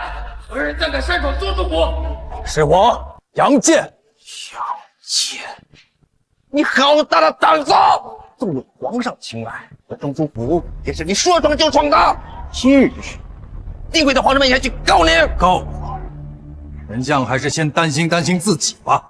担心？我有什么好担心？陛下推行新政已过去3个月，地方官员为何还未执行？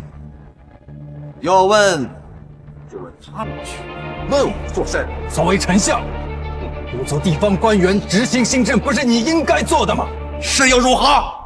你是将军，我是丞相，咱俩官职差，我为何要听你？是陛下亲封的钦差大臣。钦差大臣？哈哈哈哈哈！笑什么？我笑你愚蠢！我背后做皇国太子撑腰，就算你是钦差大臣，又能奈我？钦差大臣又如何？就算你今天把我放到皇上那去，你只需随便找个理由就能开除。跟我斗，还嫩了点儿。天网恢恢，疏而不漏。当真以为我治不了你吗？治我？丞相可是有皇后和太子护着，你不过一个钦差大人嘛，睁一只眼闭一只眼算了，省得自找苦吃。有皇后和太子，谁敢治我？我实话告诉你，没有我的示意，北关绝对不会推行新政。拖上个1年半载，你的新政无法推行，到时候皇上失望，必定会降罪于你。皇上命我为钦差大臣时，我先斩后奏。今天难道不怕杀了你吗？杀我！我乃开朝元老太子太傅，是教导未来君王的老师。你敢吗？他有岂敢得罪皇后和太子？不过是装模作样罢了。就是，就算皇上来了，想杀丞相也要再三犹豫。何况他一个小小的钦差。行了，我和北关还有要事，你没事就快滚吧。慢着！怎么，还要我派人送你出门不成？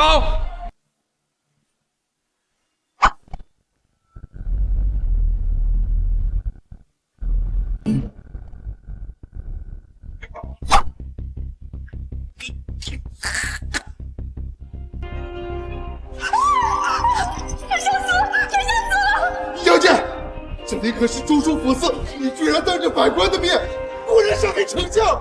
此等祸害百姓、阻碍朝廷之人，当斩！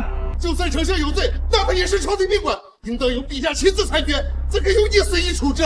朝廷命官，无奈皇上亲封的钦差大臣，愿皇上许我能够先斩后奏，杀他何罪之有？你丞相已死，我劝你等速速执行，将新政条令推行下去为好，不然的话，我们的结果他一样。都听明白了吗？是。陛下，臣妾告发罪臣杨戬当众杀人，罪不容诛。对，父皇，杨戬大逆不道，居然当着百官的面杀死丞相，如此行径根本就没有将律法放在眼里。儿臣复议，将罪臣杨戬当众问斩，以正朝纲。杨戬，你居然还笑得出来！丞相拉拢百官，意图阻碍新政推行，该杀。而且我先斩后奏乃皇上特许，区区宦官，我有何杀不得？朕确实说过这话。陛下虽赋予你先斩后奏之能，可毕竟是当朝宰相太子太傅，你又怎可以一言不合取其性命？推行新政，乃为国为民的大事，不能因为小人之举而耽误。陛下，新政推行耽误一天，就会有不少百姓饿死街头。父皇，难道要放过这个杀人凶手吗？不行，这杨戬分明是在藐视王法，杀戮诚信。臣妾恳请陛下处置杨戬，请陛下处置杨戬，请陛下处置杨戬，请陛下处置杨戬。为了天下，也为百姓。够了！丞相之死是其阻碍新政推行，朕赋予杨将军先斩后奏之能。杨将军所言所行，皆是代表朕。不行，这杨戬1而2，2而3的坏事，绝不能这么轻易放过他。可是陛下，够了，皇后，朕说过无需在意。皇后是听不懂朕说什么吗？是。还有，今后你和太子休要为难杨将军，不然休怪朕无情。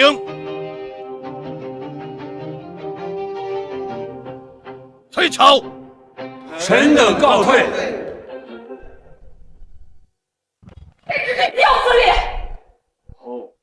为何如此动怒啊？本宫为何不气啊？那皇帝居然为了区区杨戬来训斥本宫！还有你和那丞相，一个两个都是废物！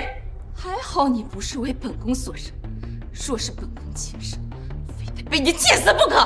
母后消消气，他不过是一朝得势，皇帝才利用他而已。过不了多久，他便会失势的。不行，他已经取得你父皇的青睐，绝不能再任由他发展壮大下去。那母后，我们该怎么办？你前些日子不是派人去找西域密商购置了一批欢宜香吗？那就好，明天陛下的寿宴，你就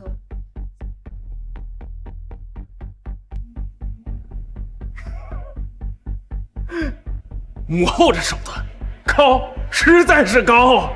等着吧，杨戬，明天寿宴便是葬身之时。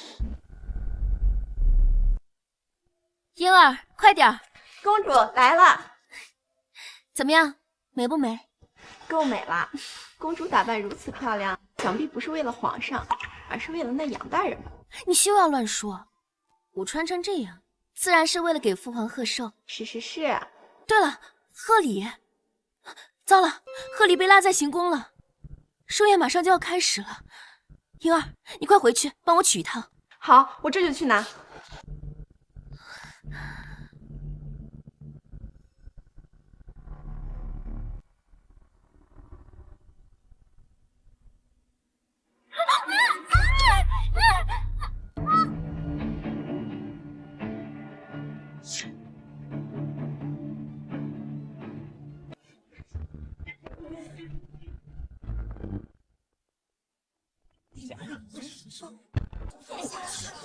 杨将军，臣祝皇上千秋万岁，江山永固，国运昌隆。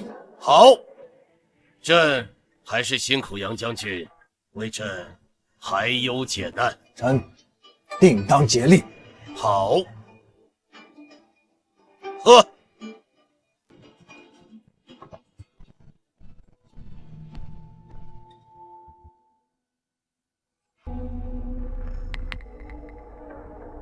公主的簪子怎么会在一个侍卫手上？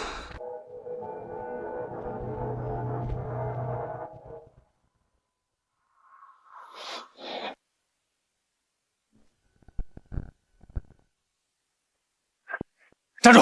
你是何人？为何会有公主的发簪？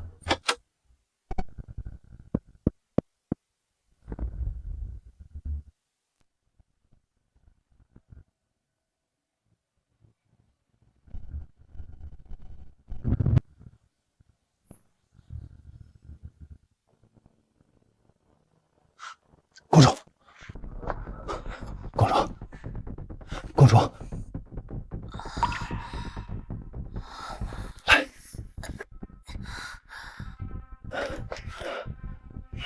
没事吧？杨将军，我刚刚是在给父皇贺寿的路上。看来此贼人是故意引我至此。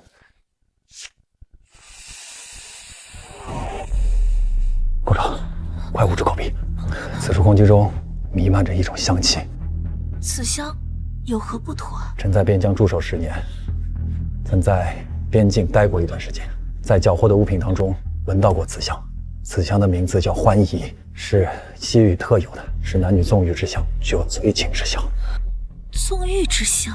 臣刚才在宴会上看到公主的发簪在他人之手，臣担心公主的安危，就追此人到此，不料被其逃跑了。但此殿中只有公主一人，恐怕贼人是想利用此香来陷害你我，好一石二鸟。我乃当朝公主，你是镇国大将军，何人如此大胆，敢加害你我？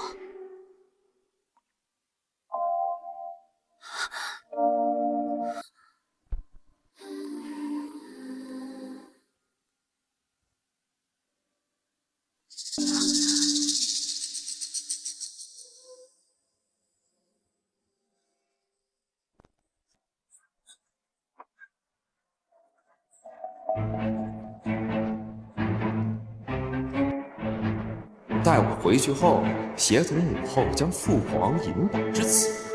众目睽睽之下，发现你杨戬竟敢玷污公主，那就等着掉脑袋吧！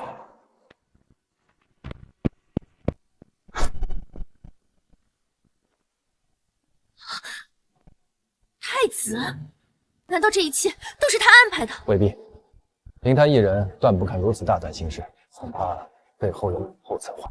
我这就向父皇指出他们的勾当。班长，你如果现在把这事儿告诉皇上，皇上也未必能降罪于皇后。那我们岂不是吃了这个哑巴亏？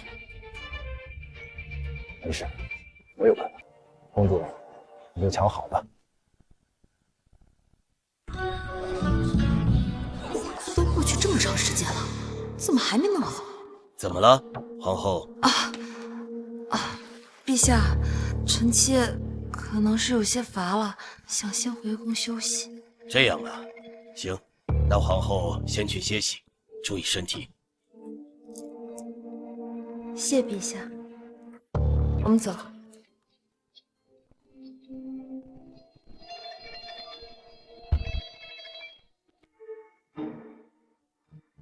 难道事情没有办成？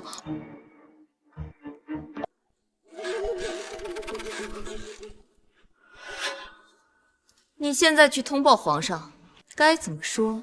你知道的。皇后放心，奴婢所见，定知无不为。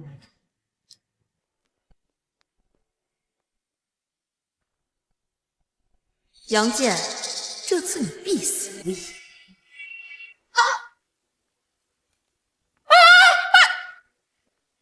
谁啊？本宫可是皇后，谁敢伤害本宫啊？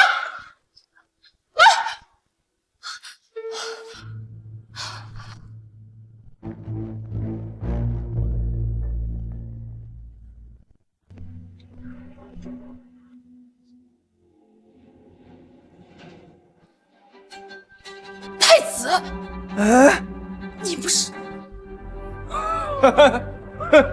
美人，快来快活呀！你看清楚了，本宫可是皇后，是你的嫡母。你是美人儿，来吧！你放开我！你放开我！当真看清楚了？奴婢以性命起誓，的的确确看到了杨将军进入寝殿，与公主行淫秽之事，颠鸾倒凤，不知天地何物。岂有此理！简直岂有此理！这声音简直犹如斯文，竟敢在皇上寿宴当天行私的淫秽之事，这简直是枉为人臣啊！来人，把门给我打开！陛下，这不太好吧？这么多人都在，要是被众臣瞧见了，这岂不是让公主和杨将军名声扫地？他们既然敢当着陛下的寿宴做出此等大逆不道之事，就该为了这事儿付出代价。给我开！谁再敢阻拦，杀无赦！陛下，陛下，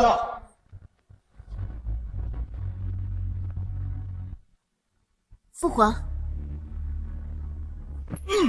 贱婢，你不是说他们在里面吗？陛下恕罪，这奴婢也不知道，他们不是应该……应该什么？父皇，刚在殿上没看见父皇，听闻父皇在此，儿臣特地前来向父皇贺寿。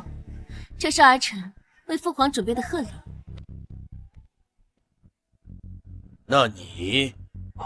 臣方才在宴会上喝多了，想四处走走醒醒酒，正巧碰到了公主，便一同前来了。那这里边是？这声音听起来似乎是皇后。皇后？不是皇后，应该是某院的宫女和侍卫秘密私通。里面是何人？打开门一看便知。哎！不过这是何意？陛下，这里面男女重情的场面属实不堪入目，交给奴婢，奴婢一定好好训斥他们，不让陛下恼心。如果只是轻微训诫，那宫里的人都会懈怠。如果人人如此，皇宫岂不乱套了？陛下，此事必须严惩。臣提议，先将这对男女抓出示众，以儆效尤。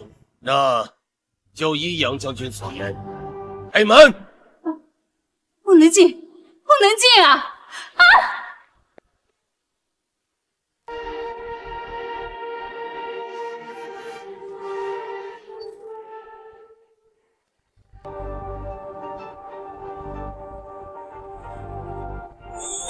不能进，不能进呀！把窗帘给我拉开，朕倒要看看究竟是谁竟敢如此大胆！这竟然是，竟然是皇后，还有太子，竟然是你们两个！皇上，不是你看到这样，你听臣妾解释。竟然是你们两个背着朕做出如此大逆不道、违背伦常之事，你们是当真死了吗？别废话了，就趁着多钱啊，来赔本公子一块快活呀！你这个逆子！逆子，你可知错？我这是在哪儿？父皇，你怎么在这儿？朕若是不在这儿，你们难道还要继续瞒朕做这天地难容之事吗？母后！你还知道她是你的母后啊？陛下，不是这样的。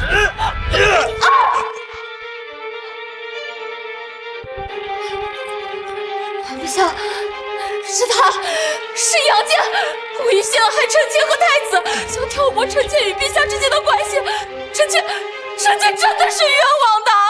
对，父皇，儿臣岂为和母后做此等龌龊之事啊？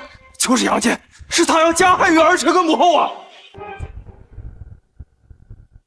太子、皇后，不要随意栽赃诬陷。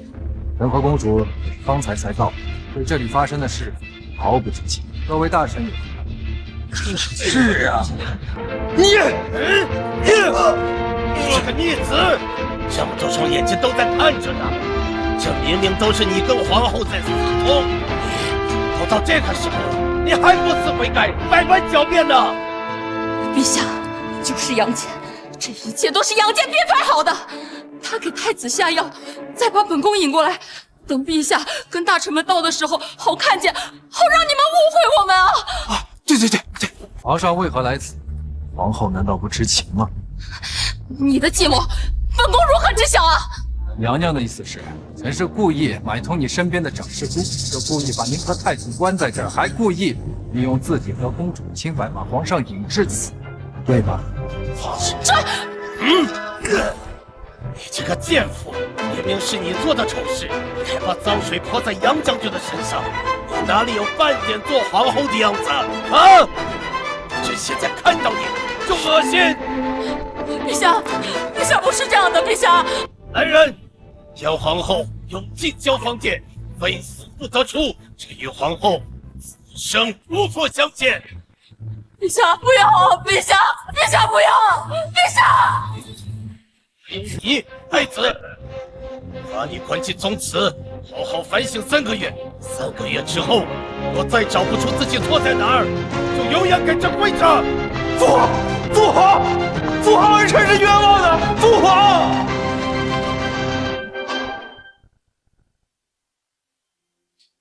这次真解气，还以为父皇还会惧怕皇后的势力，又一次让步，饶恕了皇后和太子。没想到父皇直接将皇后软禁起来，还说出死生不复相见，此话已形同废后。看来父皇这次真的是下定决心要整顿朝廷了。太子被惩，皇后被废，这是他们咎由自取，自作孽不可活。若是日后他俩能够安分守己，倒也罢了；要是还是执迷不悟，一味的干扰朝政，想要控制朝廷，那就是自取灭亡。不过皇后的母族势力庞大，十分顽固，若是没有十足的把握将其连根拔起，恐怕皇后和太子暂时杀不了。放心吧，公主，要是他们再敢轻举妄动，我一定会让他们付出代价。我相信以杨将军的才华，定能协助父皇还天下一个朗朗乾坤。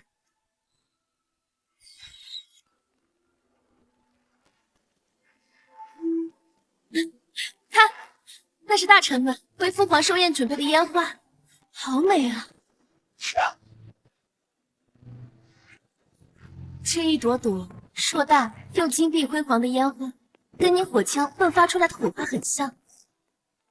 要是你的火枪也能变大，是不是也能打出这样美丽的烟花？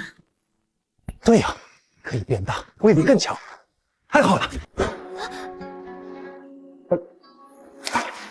对不起啊，公主，我只是一时太高兴了，失了分寸。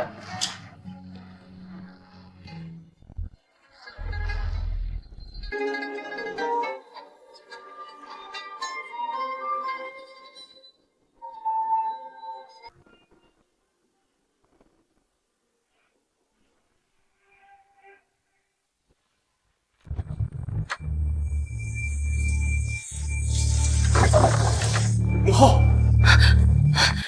是陛下让你来的，对不对？本宫就知道，陛下是绝不敢生本宫的气的。陛下打算何时放本宫出去？啊！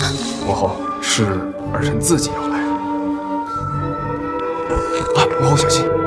儿臣此前去求过父皇，但父皇很生气，他似乎没有要将你放出去的意思。我可是皇后，陛下怎么可以对本宫如此绝情？一定是那杨戬，若不是他坏了我们的好事，这整个王朝都应该是本宫掌控的才对。那母父，我们接下来该怎么办？怎么办？暂时让杨戬死。他不仅杀了丞相，如今还害你我被陛下厌弃。若再不杀他，恐怕哪天他就要拿剑架在我们脖子上了。那我们该如何做呢？既然陛下如此绝情，那本宫就只好让其退位，让你来当真皇帝了。可我们该如何让父皇让位我？你别忘了，本宫能当上这皇后，且犯错，陛下也不敢动本宫一丝一毫，那全都是仰仗着本宫母族的权势。况且御林军统领是本宫的胞弟，本宫说一，他从不说二。明天我们就以清君侧为由，杀杨戬，让陛下退位。杨戬，朕听闻新政推行后，百姓的生活有所改善，就连商贾交纳的赋税也日益增长。如今山河无恙，天下太平，你功不可没。说吧，需要朕怎么奖赏？臣之所为，皆为社稷苍生，能得陛下厚爱，已是无上荣光。若是陛下允准，臣愿继续为国效力，以报陛下荣恩。杨将军果真是忠勇之将，兴国之臣。朕若不赏你点什么，岂不被天下百姓痛斥成昏君啊？陛下治国之德，举国皆知。若陛下真要赏赐臣，那待臣把外敌入侵的这些土地通通收回，再赏赐不迟。也罢，这功朕暂时为你记下，待日后等你凯旋归来，朕再一并嘉奖。谢陛下。就凭你也妄想征服外敌，收复失地，简直可笑！皇后，是什么人如此大胆，竟敢私自放他出来？本宫要出来，就有何人敢阻拦？朕早说过，与你死生不复相见。如今你公然进入朝堂，干扰朝政，还违抗军令，你当朕真的不敢杀你吗？皇后，杀我也得有这个本事才行。来人！来人！来人！把这里给本宫包围起来，任何人不得放出！什么？皇后、太子是要造反吗？当然是让皇上退位，诛杀罪臣杨戬。3000御林军在此听候娘娘的号令。好，很好。保护皇上和公主。在场的文武百官，本宫给你们一个选择的机会，要么臣服于我，要么死。皇后，你们这是要谋反吗？竟敢带兵公然围剿威胁朕！要不是你对本宫和太子苦苦相逼，又何至于此？归咎一切的原因，都是因为他。本宫念在你是本宫的夫君，太子的生父，今日你若写下诏令，昭告天下，即刻退位，让位给太子，本宫可以不杀你，但是这杨戬，非杀不可。你们这是在逼朕吗？是又如何？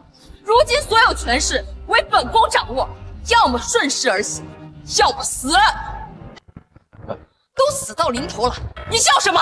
皇上公主不必担忧，这区区3000御林军，我还不放在眼里。可笑！就仅凭你一人，也抵抗得了我3000御林军？不过逞一时口舌之快，匹夫之勇也就如此。母后，别跟他废话了，免得徒增变数。好啊，那本宫今天就先杀你泄愤。来人，杀！杨将军，小心！你们以为只有你们留了后手吗？出来吧！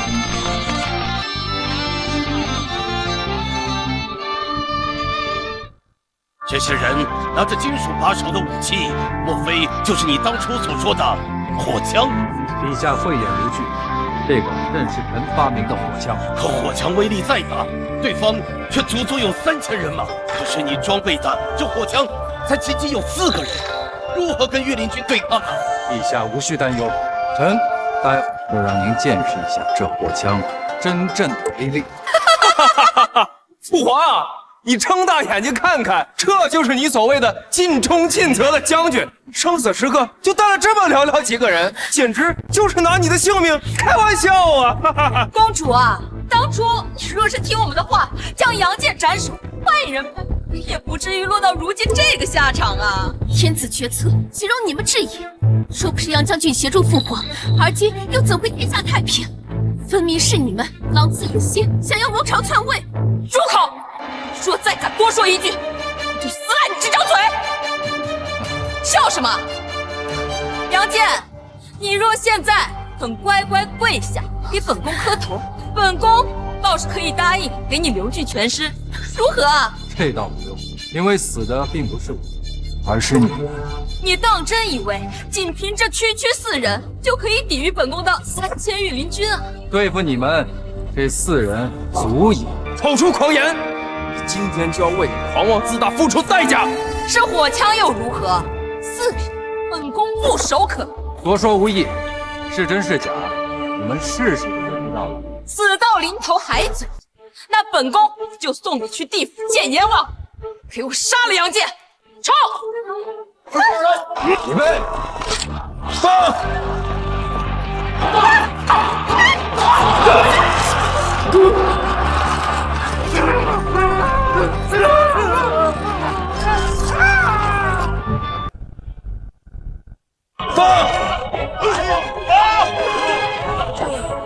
妖怪，简直是妖怪啊！这就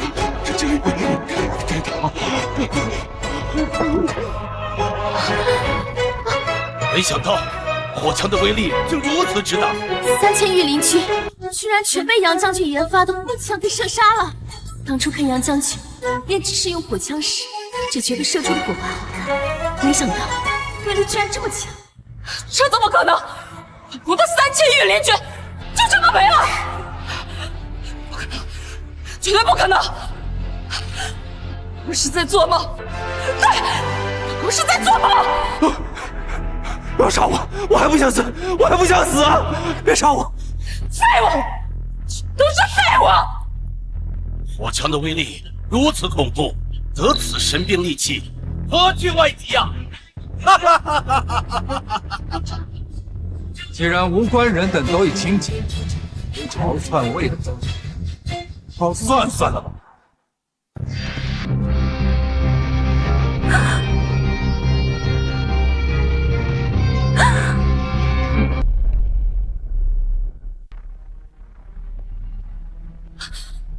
杨戬，本宫困身皇后，你知道对我动手的下场？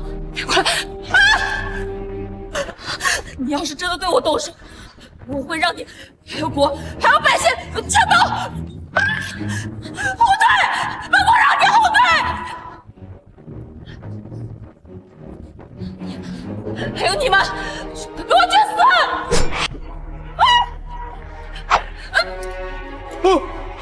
杨戬，你大胆！篡夺太子，逼宫夺位，该杀！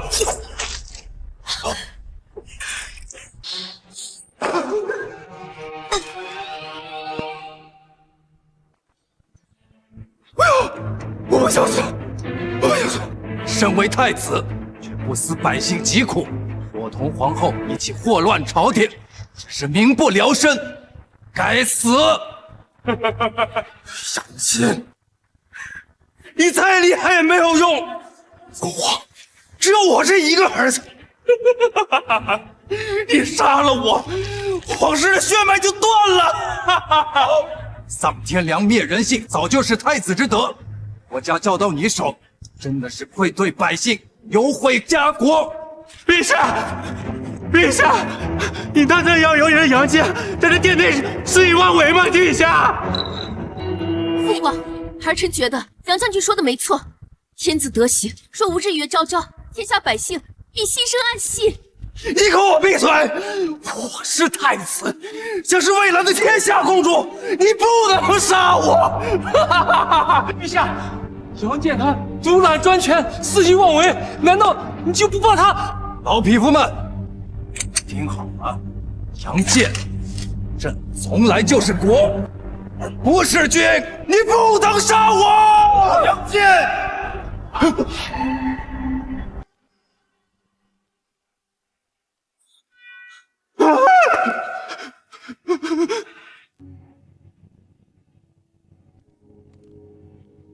陛下，臣之所行，皆为国为民。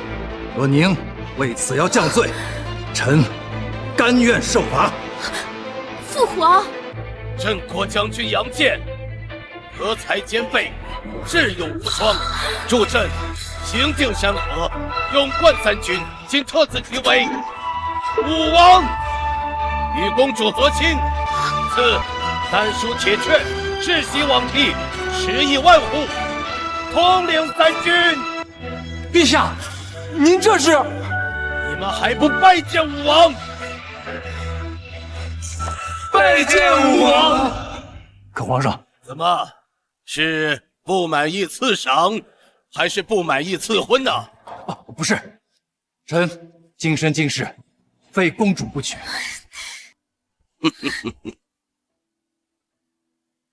儿臣也今生今世，非武王不嫁。那还不赶紧谢恩呢？谢父皇恩赏。